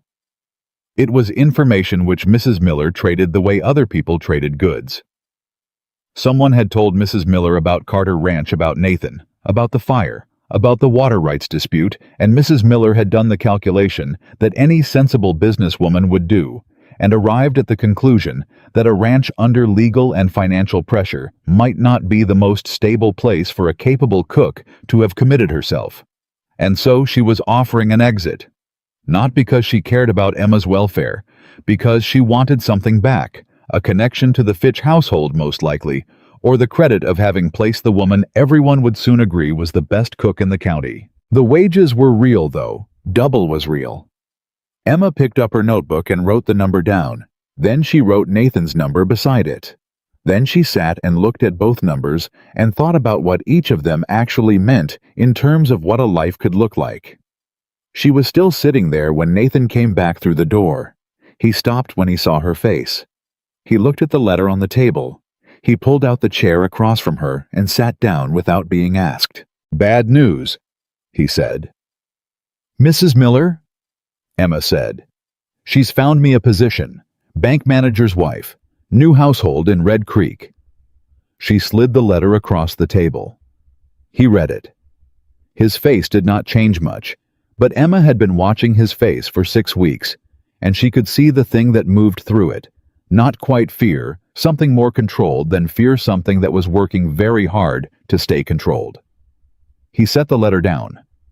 "The wages are better," he said. "Yes. Stable household. Established town position." "Yes." "And she's right that ranch arrangements can be uncertain," he said, in the flat voice of a man making himself say true things he does not want to say. "The water rights case. The fire damage. If Briggs wins in court, this will be a harder operation for the next 2 years." "I know," Emma said. Nathan looked at the table. Then he looked up at her. "I'm not going to tell you not to consider it," he said. "That wouldn't be fair." "No," Emma agreed. "It wouldn't. But I want to say—" He stopped, started again. "Emma, in 6 weeks this ranch has changed. Not because of me. Because of what you built here. The supply arrangements, the garden, the way the men eat and work and settle disputes without it becoming something I have to manage. That's yours. I knew when I hired you that I was getting someone capable. I didn't know—" He stopped again. Emma waited. "I didn't know," he said quietly, "that I was getting someone who would make me understand what I'd been missing." The kitchen was very still. "That's not a business argument," Emma said. "No," he said. "It isn't." She looked at him across the table, the direct, careful look she gave to things that mattered. "I have a question," she said, "and I need you to answer it honestly." "Always," he said. "If Briggs wins the water rights case," she said, "and the next 2 years are hard, and they may be genuinely hard. Nathan, not uncomfortable hard. Do you have a plan to survive it?" He didn't hesitate. "Yes, consolidate the herd to manageable numbers. Take the short-term loss on market weight this October. Use the winter to improve the Western well system with what we save from reduced operating costs. File the counterclaim aggressively in court, and let Briggs spend money fighting it while we improve our position." He paused. "It won't be comfortable, but it's survivable." "And the barn?" We'll start rebuilding the south barn before winter. The equipment barn is usable. We lost storage, not function." Emma nodded slowly. She looked down at the letter. Then she folded it precisely along its original crease and placed it in the pocket of her apron. "I need to think," she said. "I'll give you my answer before the contract ends." Nathan nodded. He stood up. He picked up his hat from the table, and then he said in a quieter voice, the voice he used when he was being honest about something that cost him something. "Whatever you decide, the position here is real. The offer is genuine. And if you go to Red Creek, the tomatoes will be ripe in 3 weeks, and I would like you to know that I will eat every one of them and think about the person who grew them." He walked out. Emma sat in the kitchen for a long moment. Then she heard Cody's voice outside asking where the extra rope was stored, and Frank answering him, and the ordinary sound of a working ranch resuming its normal rhythm around her, and she stood up and went back to work. What happened next came from a direction she had not been watching. Patricia Holloway arrived the following afternoon, and this time she did not come alone. She brought 2 other women, Margaret Crane, whose husband ran the Red Creek Telegraph office, and a younger woman named Dorothea Bell, whose family owned land adjacent to Briggs's property. And the 3 of them sat in the Carter Ranch front room while Emma served coffee she had made in approximately 4 minutes because she had learned to always have something ready. Patricia did not waste time on pleasantries. "We've heard about the injunction," she said. Emma sat across from them with her own coffee cup. "I imagine most people in Red Creek have," she said. "Aldous Briggs is not a popular man," Patricia said. "But he's a wealthy one, and he has the patience of a man who knows that money outlasts opposition." She looked at Emma steadily. "We also know that he has been making inquiries about this household." Emma went still. "What kind of inquiries?" "About staffing," Dorothea Bell said. She was younger than the other women, maybe 30, with the direct manner of someone who had not yet learned to soften news. "He's spoken to Mrs. Miller about the possibility of, and I am relaying this exactly as it was said to me, of acquiring the services of Carter Ranch's household manager, should the ranch's situation become untenable." The room was very quiet. Emma set her coffee cup down carefully. "He's trying to poach me," she said. "He's trying to dismantle the ranch's operational capacity," Patricia said. "Briggs knows what a good kitchen manager is worth to a working operation. He knows that without someone running the household effectively, a ranch under legal and financial pressure loses ground faster." She paused. "He wants Carter Ranch. He's decided the fastest way to get it is to make it unlivable." Emma sat with this information and felt it arrange itself into a shape she recognized, the specific pattern of a man using indirect pressure to accomplish what he couldn't do directly. Take the water, increase the costs, remove the stability, wait for the collapse. "Does Nathan know?" she said. "We came to you first," Margaret Crane said, speaking for the first time. She was a quiet woman with intelligent eyes. "Because frankly, Miss Brooks, you are the one he's targeting, and we thought you deserved to know before anyone made decisions on your behalf." Emma looked at the 3 women across from her. She thought about Mrs. Miller's letter with its precise small handwriting and its offer of double wages. She thought about the timing, the letter arriving the morning after the fire when the ranch was at its most visibly vulnerable. She thought about how a man like Briggs would know to approach Mrs. Miller, who had a financial relationship with nearly every household in the county, and knew who was working where and for how much. "He arranged the letter," Emma said. "Mrs. Miller's offer. He arranged it." Patricia nodded slowly. "We believe so. Mrs. Miller may not have known the full picture, or she may have. Either way, the effect is the same." Emma was quiet for a moment. Then she said, "What is it that you 3 actually want from this conversation?" Patricia Holloway looked at her with something that was not quite a smile, but was in the same territory. "We want Aldous Briggs to lose," she said simply. "He has been acquiring land in this county for 4 years by finding people in vulnerable positions and making them more vulnerable until they have no choice but to sell. He bought the Eddington place that way. He bought the creek land south of Miller's. He is not going to get Carter Ranch." "Why do you care about Carter Ranch specifically?" Emma asked. Because if Briggs gets 800 acres of Carter land, he controls the water access for 3 other properties in the eastern county, Dorothea Bell said, including my family's land. There it was. Emma nodded. So your interests and Nathan's are aligned. They are, Patricia said. And yours, we believe, if you are willing. What are you proposing? Patricia Holloway straightened in her chair with the manner of a woman who had been waiting for this question.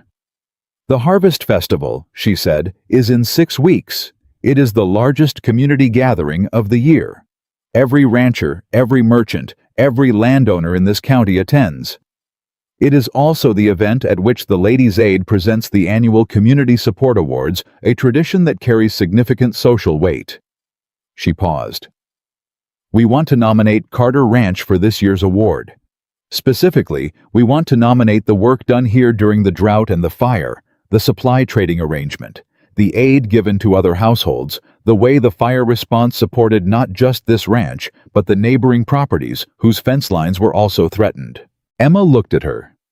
You want to make it publicly known what this ranch has been doing. We want to make it publicly known what you have been doing, Patricia said. Because a man cannot quietly dismantle something that the entire community has publicly recognized as valuable. Briggs works in the dark. Publicity is what he cannot manage. The room was very still again. Emma thought about the quiet trade arrangement with Mrs. Calloway, the way she had reached out to 3 other ranch wives in the past month, the food she had sent with passing travelers, the things she had done not for recognition, but because they were the right things to do in a hard season when everyone around her was struggling. She thought about whether she was comfortable with any of it becoming public. She thought about what it meant to be made visible in a way she had spent most of her adult life avoiding. She thought about Nathan and the ranch and the water rights and the tomatoes growing in the garden and the bean soup she had made on Sundays and the way Ruiz had said Mrs. Haverty would have liked you. All right, she said. What do you need from me? What Patricia Holloway needed, it turned out, was a great deal detailed accounts of every trade arrangement, every act of community aid, every practical solution Emma had implemented since arriving at Carter Ranch. It was a week's worth of evening work organizing information that Emma had written in her notebook without ever thinking of it as anything more than the record of a job being done. Nathan found her at the kitchen table on the 3rd evening surrounded by papers and stopped in the doorway. Emma. She looked up. What is all this? She told him. All of it Patricia Holloway's visit, Briggs's manipulation of the Miller letter, the plan for the Harvest Festival. She told it plainly and directly, the way she told him everything, without softening the parts that were difficult. He listened without interrupting, which was his way. When she was done, he was quiet for a long moment. He came after you, Nathan said, and the quietness in his voice was not the quietness of a man who was calm. It was the quietness of a man working very hard to stay so. He used me as a lever, Emma said. He didn't come after me personally. I'm a tool in a larger plan. That doesn't make it acceptable. No, she agreed. It doesn't. Nathan pulled out a chair and sat down. You should have told me when you got the letter. I needed to understand the situation before I brought it to you, Emma said. I wasn't going to walk in here with incomplete information. He looked at her. Emma, I'm not your employer making a decision about a resource. He stopped, looked at the table. I should have been the first person you told. Emma held his gaze. It was one of the harder things she'd said to him. You are not always the first person I tell things, Nathan. That's not how I operate. I work things through myself before I share them. That's not going to change. He was quiet for a moment. Then he said, Is that going to be a problem between us? Only if you need it to be different than it is. He thought about that. No, he said finally. No, I suppose it isn't. He looked at the papers on the table. What do you need from me for this? Your approval, she said. This is your ranch. If you don't want the public attention, we don't pursue it. It's your work they'd be recognizing. It's your ranch, she said again firmly. The decision is yours. He looked at her steadily.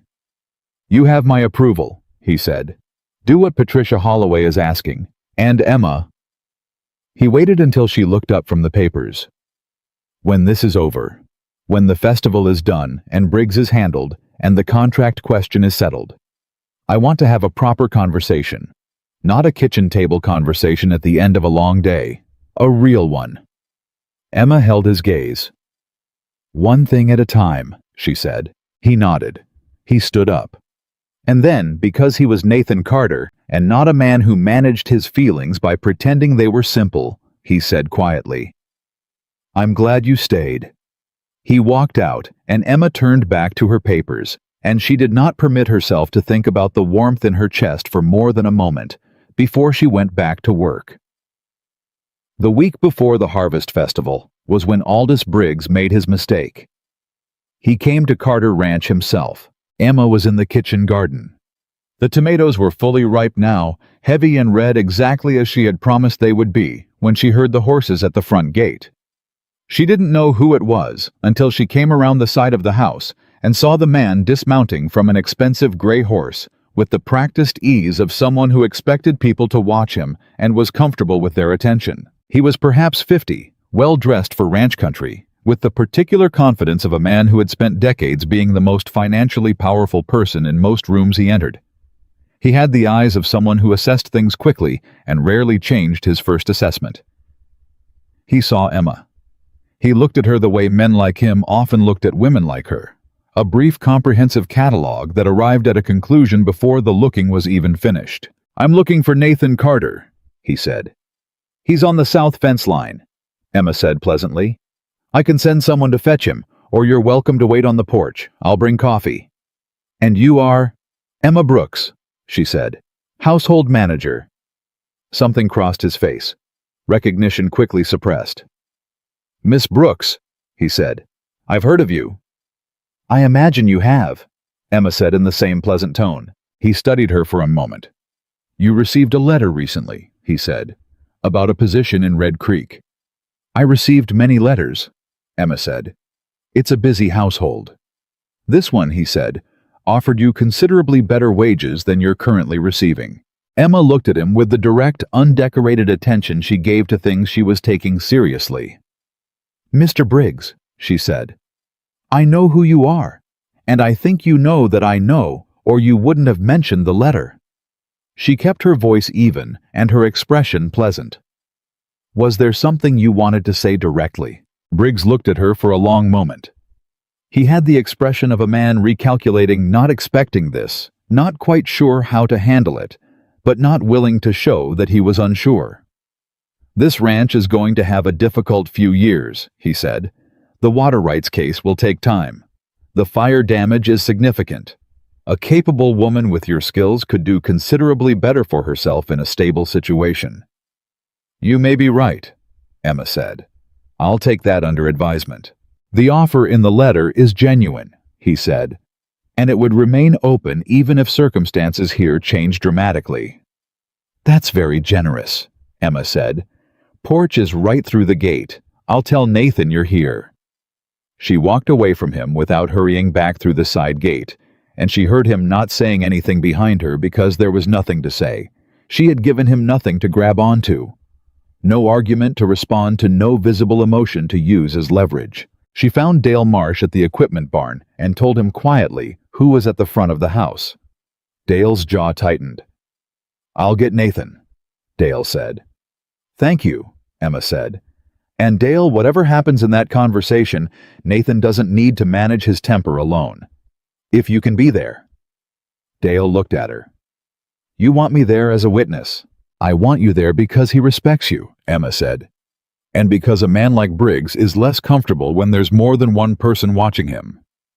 Dale Marsh put on his hat and walked toward the south fence line at a pace that was not quite a run. Nathan came back in 12 minutes. Emma watched from the kitchen window. She could not hear what was said on the front porch, but she could read the shape of it, Nathan's posture contained and hard. Briggs's, which started confident, and became over the course of about 20 minutes something less certain. Dale standing off to one side, arms crossed, saying nothing, which was its own kind of statement. When Briggs finally rode out, Nathan came directly to the kitchen. He sat down without speaking. Emma poured coffee and sat across from him. He offered to drop the injunction, Nathan said. Emma went still. In exchange for what? 300 acres on the eastern boundary. Not the 800 he originally asked for. 300, including the creek frontage, but leaving the main eastern pasture intact. Emma looked at him carefully. That's a more reasonable offer than he started with. It's still no, Nathan said. Why? Because in 5 years he comes back for the next 300, Nathan said. And the time after that. A man like Briggs doesn't stop at the first piece he gets. He stops when there's nothing left to take. He looked at Emma. My lawyer says we have a strong case. 60-40 was the estimate before the fire. He thinks Briggs's emergency injunction may actually have weakened his position. It looks like pressure rather than a legitimate legal claim. So you hold? I hold. Emma nodded. She looked at her coffee cup. Then she said quietly, He spoke to me, before Dale got you. Nathan's eyes came up sharply. What did he say? He told me the offer from Red Creek was genuine and would remain open even if things here changed dramatically. She paused. He was trying to make sure I knew I had an exit. He thought if I believed I had somewhere better to go, I might take it. And if I left, the ranch would be in a worse position, and you'd be more likely to accept his terms. Nathan was very still. Emma, he doesn't know me, she said simply. That's his mistake. He looked at me and saw a tool. He didn't see a person who had already made a decision. Nathan looked at her across the table. Have you, he said, made a decision? Emma met his eyes. I'm not going to Red Creek, she said. I'm not going anywhere. She paused, and the next thing she said was quieter, more careful, the words of a woman who had spent a long time not trusting things that felt too good, and had decided finally that the distrust itself was what she couldn't afford anymore.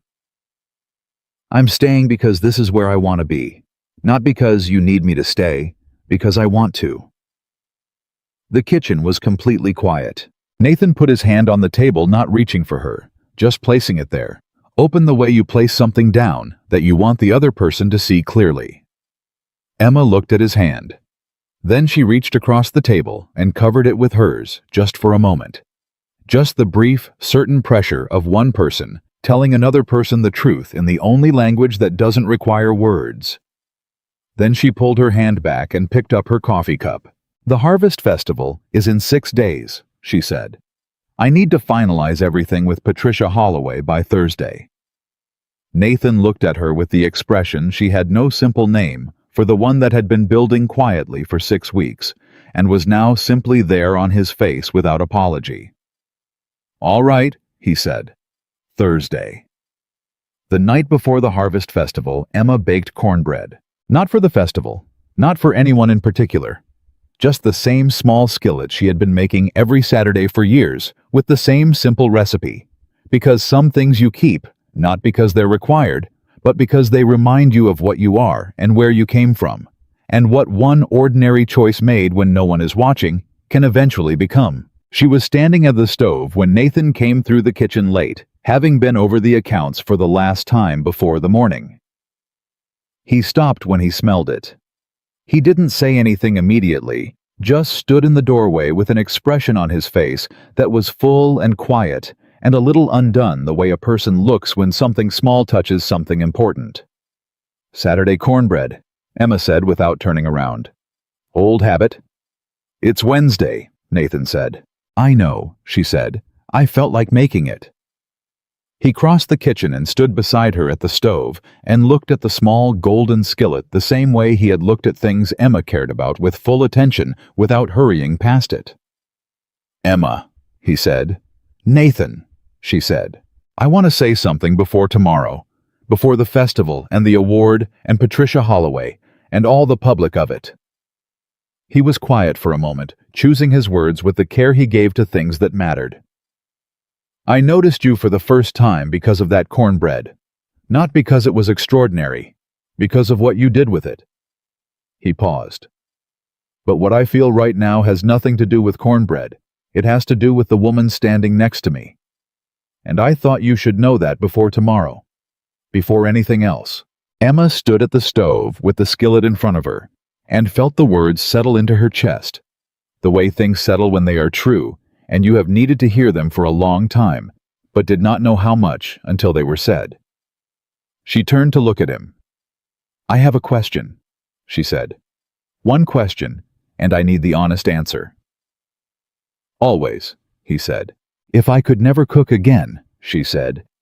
"If the kitchen was gone, and the skillet was gone, and none of this—" She gestured at the room at the stove, at the life she had built here. "None of this was what you first saw. Would you still be standing here?" "Nathan." Carter looked at her in the kitchen light, and he did not look away, and he did not hesitate. "Emma," he said, "I didn't fall in love with your cornbread." The word landed between them not with drama, but with the quiet, irreversible weight of something true. "I fell in love," he said, "with the woman who gave it away." Emma looked at him for a long moment. She thought about all the walls she had built, all the careful distances, all the years of making herself useful, so that no one would notice she was lonely. She thought about 9 years of feeding people who didn't know her name. She thought about dry ground and tomatoes that grew anyway. She said, "Yes." He looked at her.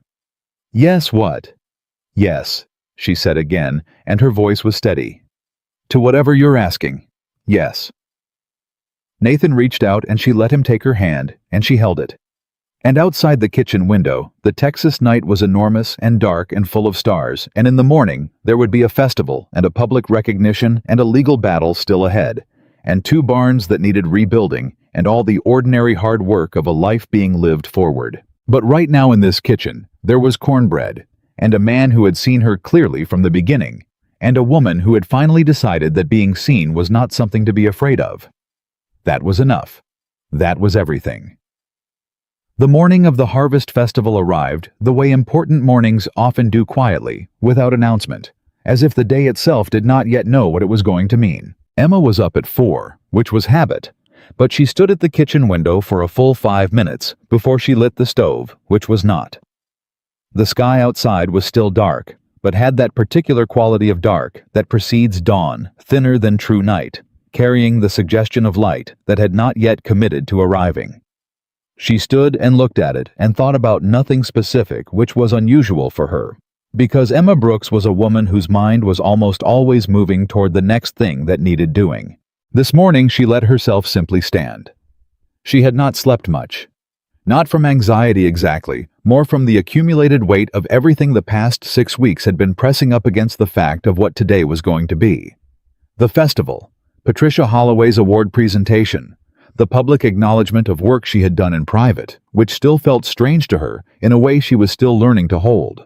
And Nathan, the kitchen, the cornbread, the word he had used without apology, and her own, yes, that had come out steady and certain, and had surprised her with how little it frightened her. She lit the stove. She started the coffee.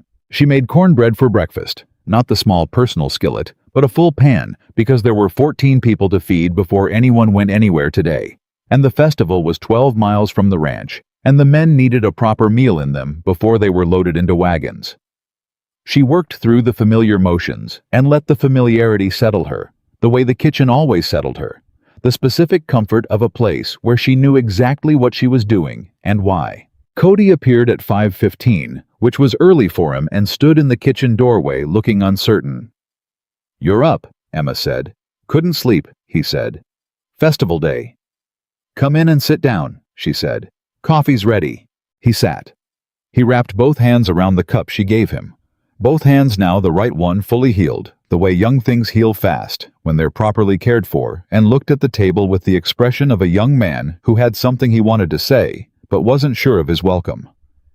Emma slid a piece of warm cornbread in front of him without being asked. "Ma'am," Cody said, staring at the table. "Can I say something?" "You can say whatever you like," Emma said, going back to the stove. "When you first came," he said carefully, some of us weren't sure about how it was going to be, having someone new come in and tell us what to do." "I know," Emma said. "I just want you to know," Cody said, "that it's different now. Not because you make the food better, although you do, but because—" He stopped searching for the word. Because it feels like someone's actually keeping track, he said finally.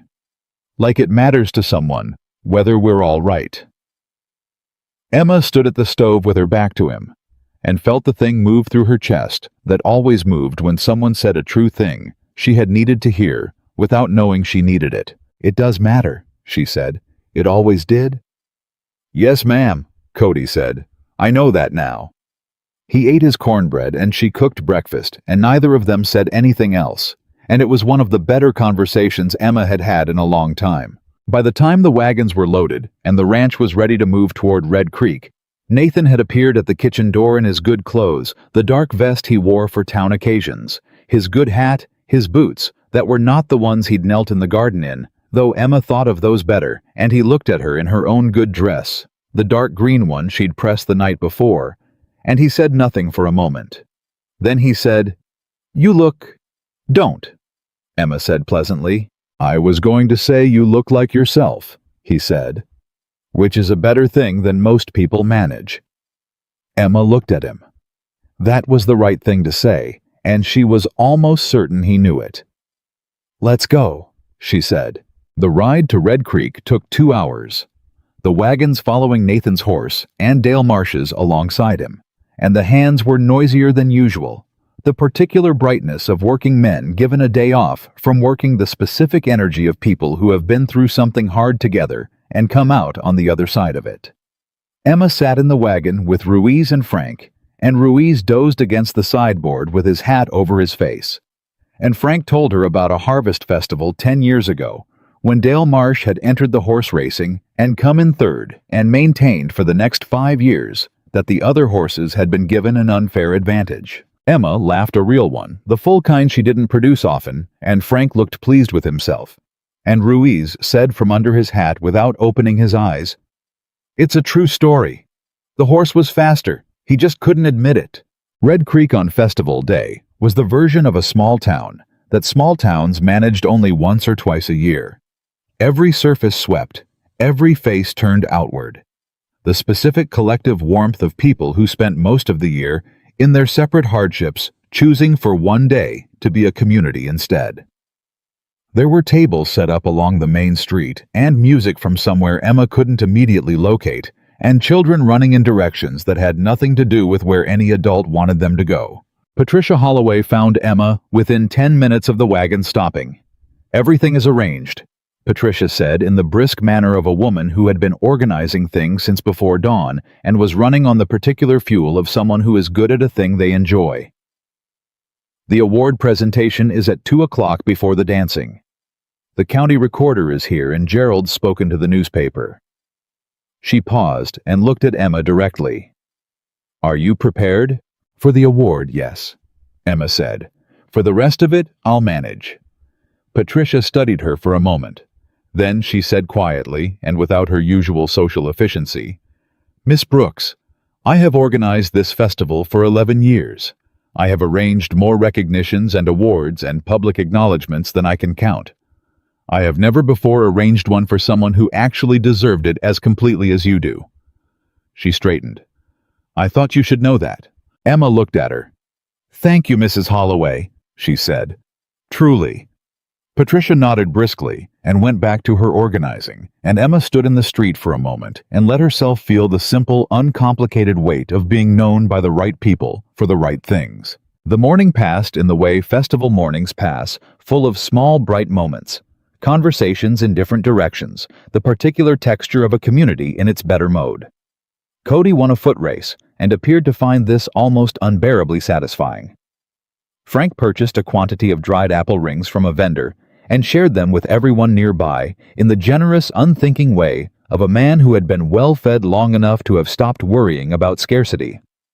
Ruiz found a man his own age who had served in the same unit during the war, and the two of them sat on a bench and talked for an hour, with the quiet intensity of people reviewing shared history. And Nathan stayed near Emma, not constantly, not obtrusively, but with the steady consistency of a man who had decided where he wanted to be and was comfortable with that decision. When someone stopped to speak to Emma, he was nearby.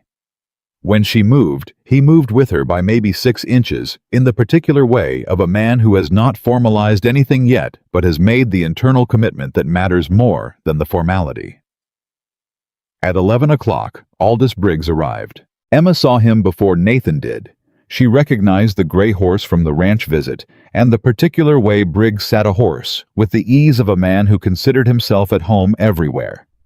He came through the main street with 2 men Emma didn't recognize flanking him, and his eyes swept the crowd with the quick assessment of someone who is always calculating the room. His eyes found Emma. She held his gaze for a moment pleasantly, with the same expression she had used at the ranch. Not a challenge, not a retreat. Simply the steady regard of a woman who knows exactly where she stands and has no reason to pretend otherwise. Briggs looked away first. Nathan appeared at Emma's shoulder. "He's here," he said quietly. "I saw," Emma said. "My lawyer is also here," Nathan said. "He arrived this morning. He has news about the injunction." Emma turned to look at him. "What kind of news?" "The emergency injunction has been denied," Nathan said. "The judge ruled yesterday. We got the telegram this morning. Briggs's petition was found to be procedurally deficient. The original water rights stand pending full court review, which is now unlikely to be fast-tracked." He paused. "He's lost his main lever." Emma was quiet for a moment. She looked across the street to where Briggs was standing with his men, and she watched him the way she had watched difficult things her whole life, clearly without flinching, without satisfaction. That was more than the situation warranted. "He's not finished," she said. "No." Nathan agreed. "But he's less dangerous than he was yesterday." "That'll do for today," Emma said. At 2 o'clock, the main street quieted, and Patricia Holloway took her position on the raised platform that had been assembled outside the town hall, and Emma stood in the crowd between Nathan and Dale Marsh, and felt the strange, uncommon sensation of being the subject of a public moment rather than the person facilitating one for others. Patricia spoke well.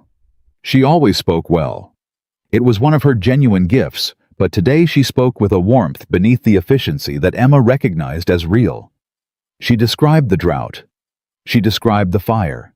She described the supply trading network that Emma had built between 7 ranches in the county, something Emma had not thought of as a network, only as the obvious response to a shared problem, but which Patricia enumerated clearly enough that several people in the crowd were nodding with the recognition of having been part of it without having understood its full shape. She described the aid given to travelers. The meals sent to the Calloway family during the worst of the fire cleanup. The practical, unannounced, consistent effort of a woman who had treated her work as a form of community service without being asked and without seeking recognition. Emma listened and felt each item named with the particular feeling of a person watching their private actions become public, not quite comfortable, but not quite wrong either. Like being seen in a way you'd chosen not to seek, but found you could accept. When Patricia invited her to the platform, Emma walked up to it with her back straight and her hands steady and stood in front of the gathered community of Red Creek, Texas, in her good green dress, and looked out at the faces turned toward her. She saw Cody standing at the edge of the crowd with the dried apple ring still in his hand, beaming with the uncomplicated pride of a young man who likes the people he works with. She saw Ruiz standing with his hat in his hands, watching her with the quiet dignity of a man who had said what needed to be said in the kitchen weeks ago and needed to say nothing further. She saw Frank, who had his arms crossed and his eyes bright in the way of a person trying not to show they are moved. She saw Mrs. Calloway, who had come in from her ranch with her 2 daughters, and who gave Emma a nod that carried everything the sage and the cornmeal trade had meant. She saw Dorothea Bell and Margaret Crane standing together near the back, and Dorothea raised her hand in a small, deliberate wave. She saw Dale Marsh standing to the left, and Dale was looking at her with an expression that had traveled over 6 weeks, all the way from barely managed reluctance to something that was, unless Emma was reading it wrong, something close to pride. He caught her eye. He gave her the deliberate nod, the real one, the same one he had given in the kitchen when he'd returned from the Calloway place with the cornmeal. She nodded back, and she saw Nathan. Standing at the edge of the platform, one hand resting on the post, watching her with the expression she had spent 6 weeks learning to read and still found when it was directed at her, fully almost more than she could simply absorb. It was not complicated. It was the face of a man who was exactly where he wanted to be, watching the person he wanted most to watch. Emma turned to Patricia, who was waiting. "Thank you," Emma said into the gathered quiet. "I'm not accustomed to being the one at the front of the room." A few people smiled. "Everything that's been described," Emma said, "started with a sack of cornmeal from the Calloway Ranch and a good idea from Mrs. Calloway herself. I'd like her to know that this is as much hers as mine." Mrs. Calloway pressed her lips together and looked at the ground, which was about as much emotion as ranching women of her generation permitted themselves in public. "What I've done at Carter Ranch," Emma said, "is what any person does when they understand that the work in front of them is connected to the people around them. You don't feed a table of 14 men because it's a job. You feed them because they're working hard in difficult conditions, and they need someone to make sure they can keep going. You don't trade cornmeal for salt pork because it's clever. You do it because your neighbor is short on one thing, and you have enough of another, and that's simply what people should do for each other." She paused. "I've spent most of my life being quiet about what I do because nobody asked. Today someone asked. I'm grateful for that. I intend to keep being quiet about it because that's my nature. But I wanted to say once clearly to this community, you are worth feeding. Every one of you. And I hope you know that." The quiet that followed was not the quiet of people waiting for something. It was the quiet of people who had received something and were holding it. Then Cody started clapping with the full-armed enthusiasm of a 19-year-old who has decided this is the right response, and the crowd followed, and Emma came down from the platform, and Nathan was there at the bottom of the steps, and he didn't say anything. Just put his hand briefly at the small of her back, the quietest possible acknowledgement. And she let herself lean into it for exactly 1 second before they both turned back to the crowd. Aldous Briggs left Red Creek before the dancing started. Emma noticed his departure, the gray horse moving down the far end of the street, his 2 men following, and she thought about it for a moment. A man who had spent a year accumulating leverage in this county had just watched his legal lever fail, and the primary target of his social pressure be publicly recognized by the community he had been counting on to be indifferent. He was not finished. Men like Briggs were rarely finished quickly. But he was rearranging, and rearranging took time, and time was a thing Emma had learned to use. She turned back to the festival and put him out of her mind. The dancing began at 4 when the light had gone golden and the street had been cleared, and the musicians, 2 fiddles and a man with a guitar, who clearly had opinions about rhythm, took their positions on the platform Patricia Holloway had so efficiently arranged. Tables of food had appeared from somewhere, contributed by households across the county, and Emma moved through them with the professional appreciation of someone who can tell at a glance how a dish was made and who had made it well. Mrs. Calloway found her at the food tables. "That bean soup recipe," she said without preamble by way of greeting. "Sunday soup," Emma said. "Yes. I want it." "I'll write it down and send it with the next supply exchange," Emma said. Mrs. Calloway nodded. She looked at Emma for a moment with the particular directness of ranch women who have decided to say something and are going to say it. "My husband thinks the trade arrangement should be formalized," she said. "Written terms, seasonal schedule. He's talked to the Hendersons and the Garza family. They're interested." Emma looked at her. "That would be a significant undertaking." "It would," Mrs. Calloway agreed.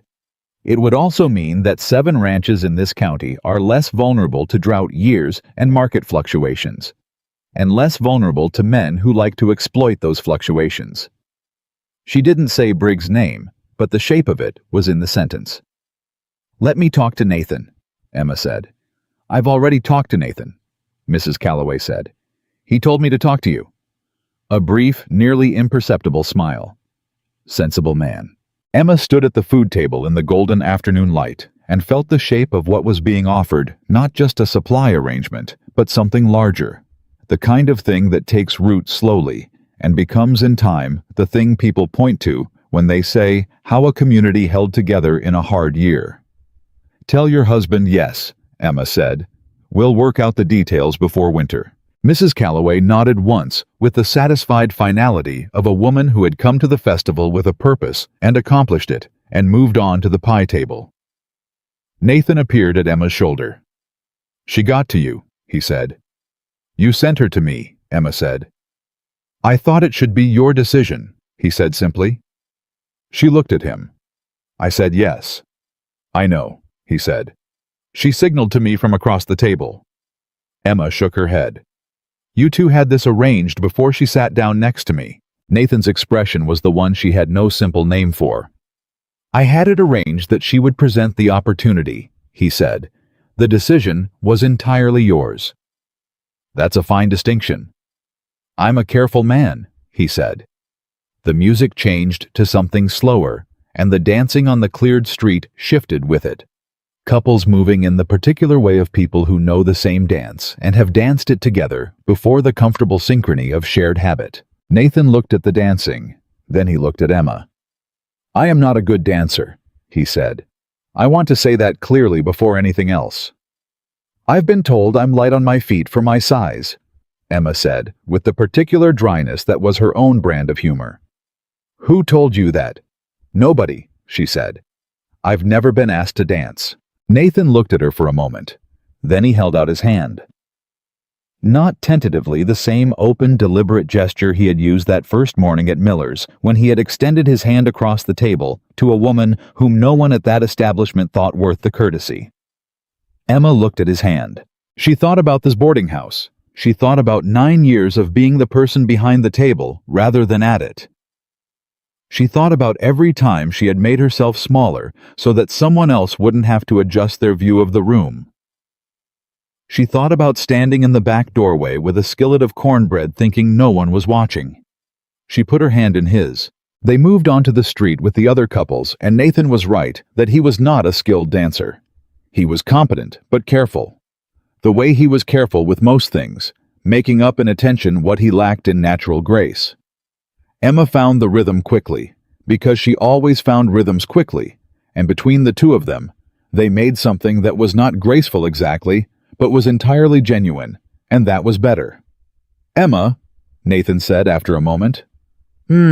She said. "I've been thinking about what comes next," he said.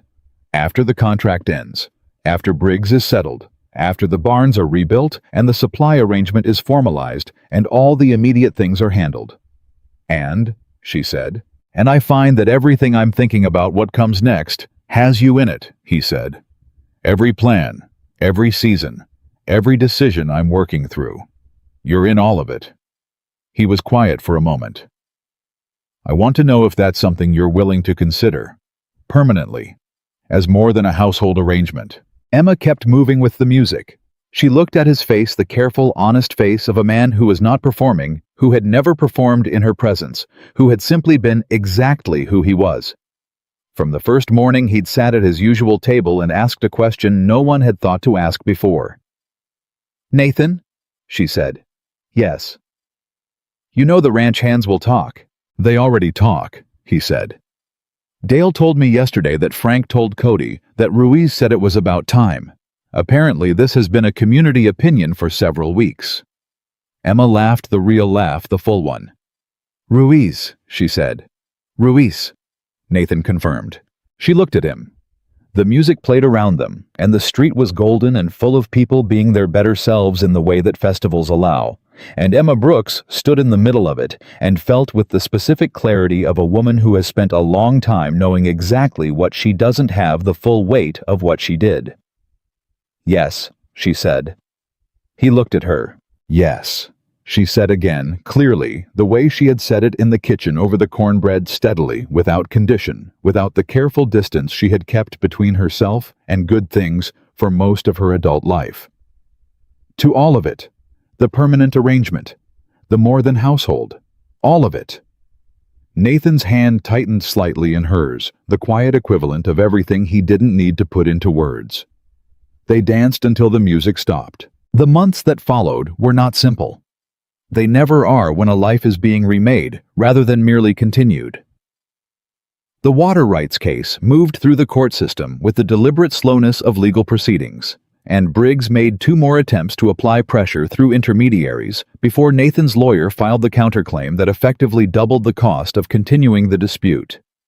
By spring, Briggs settled not the terms he'd wanted, not even close. He got a limited easement for a fence line that had never actually been disputed, and he paid his own substantial legal fees, and he left the Eastern Creek and 800 acres of Carter land exactly where they had always been. The south barn was rebuilt before the first snow, with help from the Calloway men and the Henderson boys who arrived with tools on a Tuesday morning, because Mrs. Calloway had organized it the way she organized everything efficiently without making a fuss about it, as though the obvious right thing to do required no particular celebration of the fact that it was being done. Emma and Nathan were married on a Sunday in November in the front room of Carter Ranch, with the household gathered, and Patricia Holloway in attendance, and Ruiz standing as formal witness, with the solemnity of a man who takes his responsibilities seriously. Cody cried briefly and denied it immediately, and Frank told him there was no shame in it, and Dale Marsh stood at the back of the room with his arms crossed, and an expression on his face that was unmistakably the expression of a man who is happy and has stopped being surprised by that. Emma wore the dark green dress. She carried no flowers. It was November, and she was not a woman who required gestures for their own sake. She spoke her words clearly in the same direct voice she used for everything that mattered, and Nathan spoke his with the particular care of a man who does not say things he doesn't mean, and when it was done, they were simply there in the room.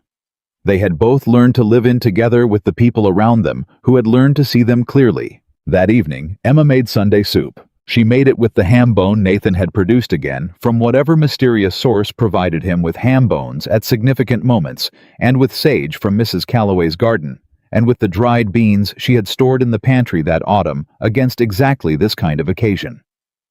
She made it for 14 people, and they ate it together around the table that had been theirs for months, and was now theirs in every sense, and the kitchen was warm and full and loud in the way of people who have decided to belong to each other. After dinner, when the table had been cleared, and the men had drifted to the bunkhouse, and the house had gone quiet, in the particular way of evenings when the day's work is genuinely done, Emma stood at the kitchen stove and made 1 small skillet of cornbread.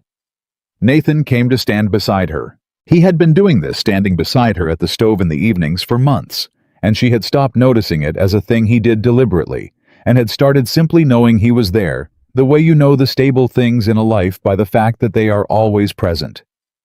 "Same recipe," he said. "Same recipe," she said. "Always." He looked at the skillet. Then he looked at her. "I've been thinking," he said. "That's generally a sign of trouble," Emma said. "I've been thinking," he said, "that I want to know the whole story. Of before. Of the 9 years at Miller's. Of how you came to be the person who gives away the only food you have when you're hungry yourself." He paused. "I know pieces of it. I'd like to know all of it." Emma kept her eyes on the skillet for a moment. Then she said, "That's a long story." "We have time," he said. She looked at him. This man who had stood at a stable post in the dark and watched her make a decision she hadn't known anyone was watching, and had thought about it all night, and had come back in the morning and asked her name. This man, who had knelt in the garden in his good boots without being asked, and who had said the word love without apology, and who had never once in all the months she had known him given her reason to be anything other than exactly who she was. "You'll have to tell me yours too," she said. "Fair trade?" he said. Emma picked up the cornbread from the stove and cut it into 2 pieces and handed him one, and kept one for herself, and they stood in the kitchen of Carter Ranch on the evening of the day they were married, and ate the same simple food she had given away, the first time he had ever seen her. And outside the kitchen window, the Texas night spread enormous and dark and full of the particular stars that belong to places far from other lights, and everything that had been given away had come back transformed into something neither of them had known how to ask for. They talked until midnight, and then past it, and when Emma finally slept, it was with the specific, complete quietness of a woman who has nothing left to keep at a careful distance. No walls worth maintaining. No good thing to distrust. No version of herself being held in reserve against the possibility that the world might demand she be smaller than she was. In the years that followed, Carter Ranch became known across the county, not for what it had survived, but for what it had become. The supply trading network that Emma and Mrs. Calloway had organized in that drought year grew to include 11 households by the third year, and had reduced the winter hardship of every ranch in the eastern county in ways that the participants spoke about practically and without sentiment because they were practical people, but that amounted in the end to the difference between barely making it and making it with enough left over to help someone else. Young women came to Carter Ranch to learn from Emma, not formally, not with any announcement, but in the way that knowledge moves in small communities by proximity and trust. And the understanding that there is someone who knows something you need to know and is willing to show you. They came to learn cooking and budgeting and the management of a household under constraint. And Emma taught them what she knew without ceremony, the same way she did everything directly, practically, with the understanding that competence is not a gift, but a practice. And practice is what you do every day, whether anyone is watching or not. Widowed women found work in Emma's kitchen. She did not advertise this, she simply never turned away. A woman who needed to work, and the kitchen was large enough and the household's needs were real enough that there was always something that needed doing and always a fair wage for doing it. Orphaned children from the county's harder corners found their way to Carter Ranch with the specific reliability of people who have learned that certain doors will open. They always left with full stomachs. Often they left with something wrapped for the road, a piece of cornbread, a biscuit, something warm that would last a few hours past the leaving. Emma did not make speeches about this. She simply did it the way she had always done the things that mattered, in the belief that the doing was the point and the acknowledgement was beside it. Every Saturday morning, regardless of what else the day held, Emma baked one small skillet of cornbread. Nathan asked her about it once in the third year of their marriage on a Saturday when there was a great deal else that needed doing, and she had gotten up early to make it anyway. "You could make it any day," he said. "You have the kitchen." "I know," she said. "Then why Saturday?" Emma looked at the skillet. She thought about a boarding house kitchen and a handful of cornmeal saved from the week's supplies. She thought about a widow and a small boy standing outside the back door in the particular stillness of people who had learned that stillness drew less attention than need. She thought about the moment before the decision, the skillet in both hands, the hunger behind her ribs, the calculation that was not complicated once you understood what you actually valued. "Because Saturday is when I used to make it when it was the only thing I had," she said. "And now I make it on Saturdays to remember what it felt like to give away the only thing you have and discover the world didn't end." She paused. "It's important to remember that." Nathan looked at her for a long moment. Then he said, "I'm going to start calling Saturday your day." "It always has been," Emma said. He put his hand on her shoulder, the brief, steady pressure of a man communicating everything he meant without requiring language for it. And then he went out to the yard, and Emma turned back to the stove, and the cornbread finished baking in the golden, ordinary way of things that have been made with care. On the 5th anniversary of the day, Nathan had first asked her name in the dining room of Miller's boarding house. A traveling reporter from the San Antonio paper came through Red Creek, working on a piece about the county's recovery from the drought years. He had heard about Carter Ranch. He arrived on a Thursday afternoon, and Nathan met him at the gate and brought him up to the porch, and Emma brought coffee without being asked, and the reporter asked his questions, and Nathan answered them in the even, direct manner that was his way. And eventually, the reporter asked what he clearly considered his most interesting question. How did a cattle ranch become the center of a county-wide supply network and a kind of informal community hub, he said. That's unusual for a working operation of this size. Nathan looked at Emma, who was standing at the porch door. He smiled the real smile, the unguarded one that she had heard before she had seen it that first morning at Miller's boarding house. "It didn't start with cattle," he said. The reporter looked up from his notebook. "It started," Nathan said, "with one quiet woman and a piece of cornbread she never planned to keep." Emma stood in the doorway of the house that was hers and looked at the man who had seen her clearly when no one else was looking, and she felt the truth of what he had said settle into her chest, the way true things settle completely without residue, without anything left over that needed explaining. She went back inside. She tied on her apron. She started cooking.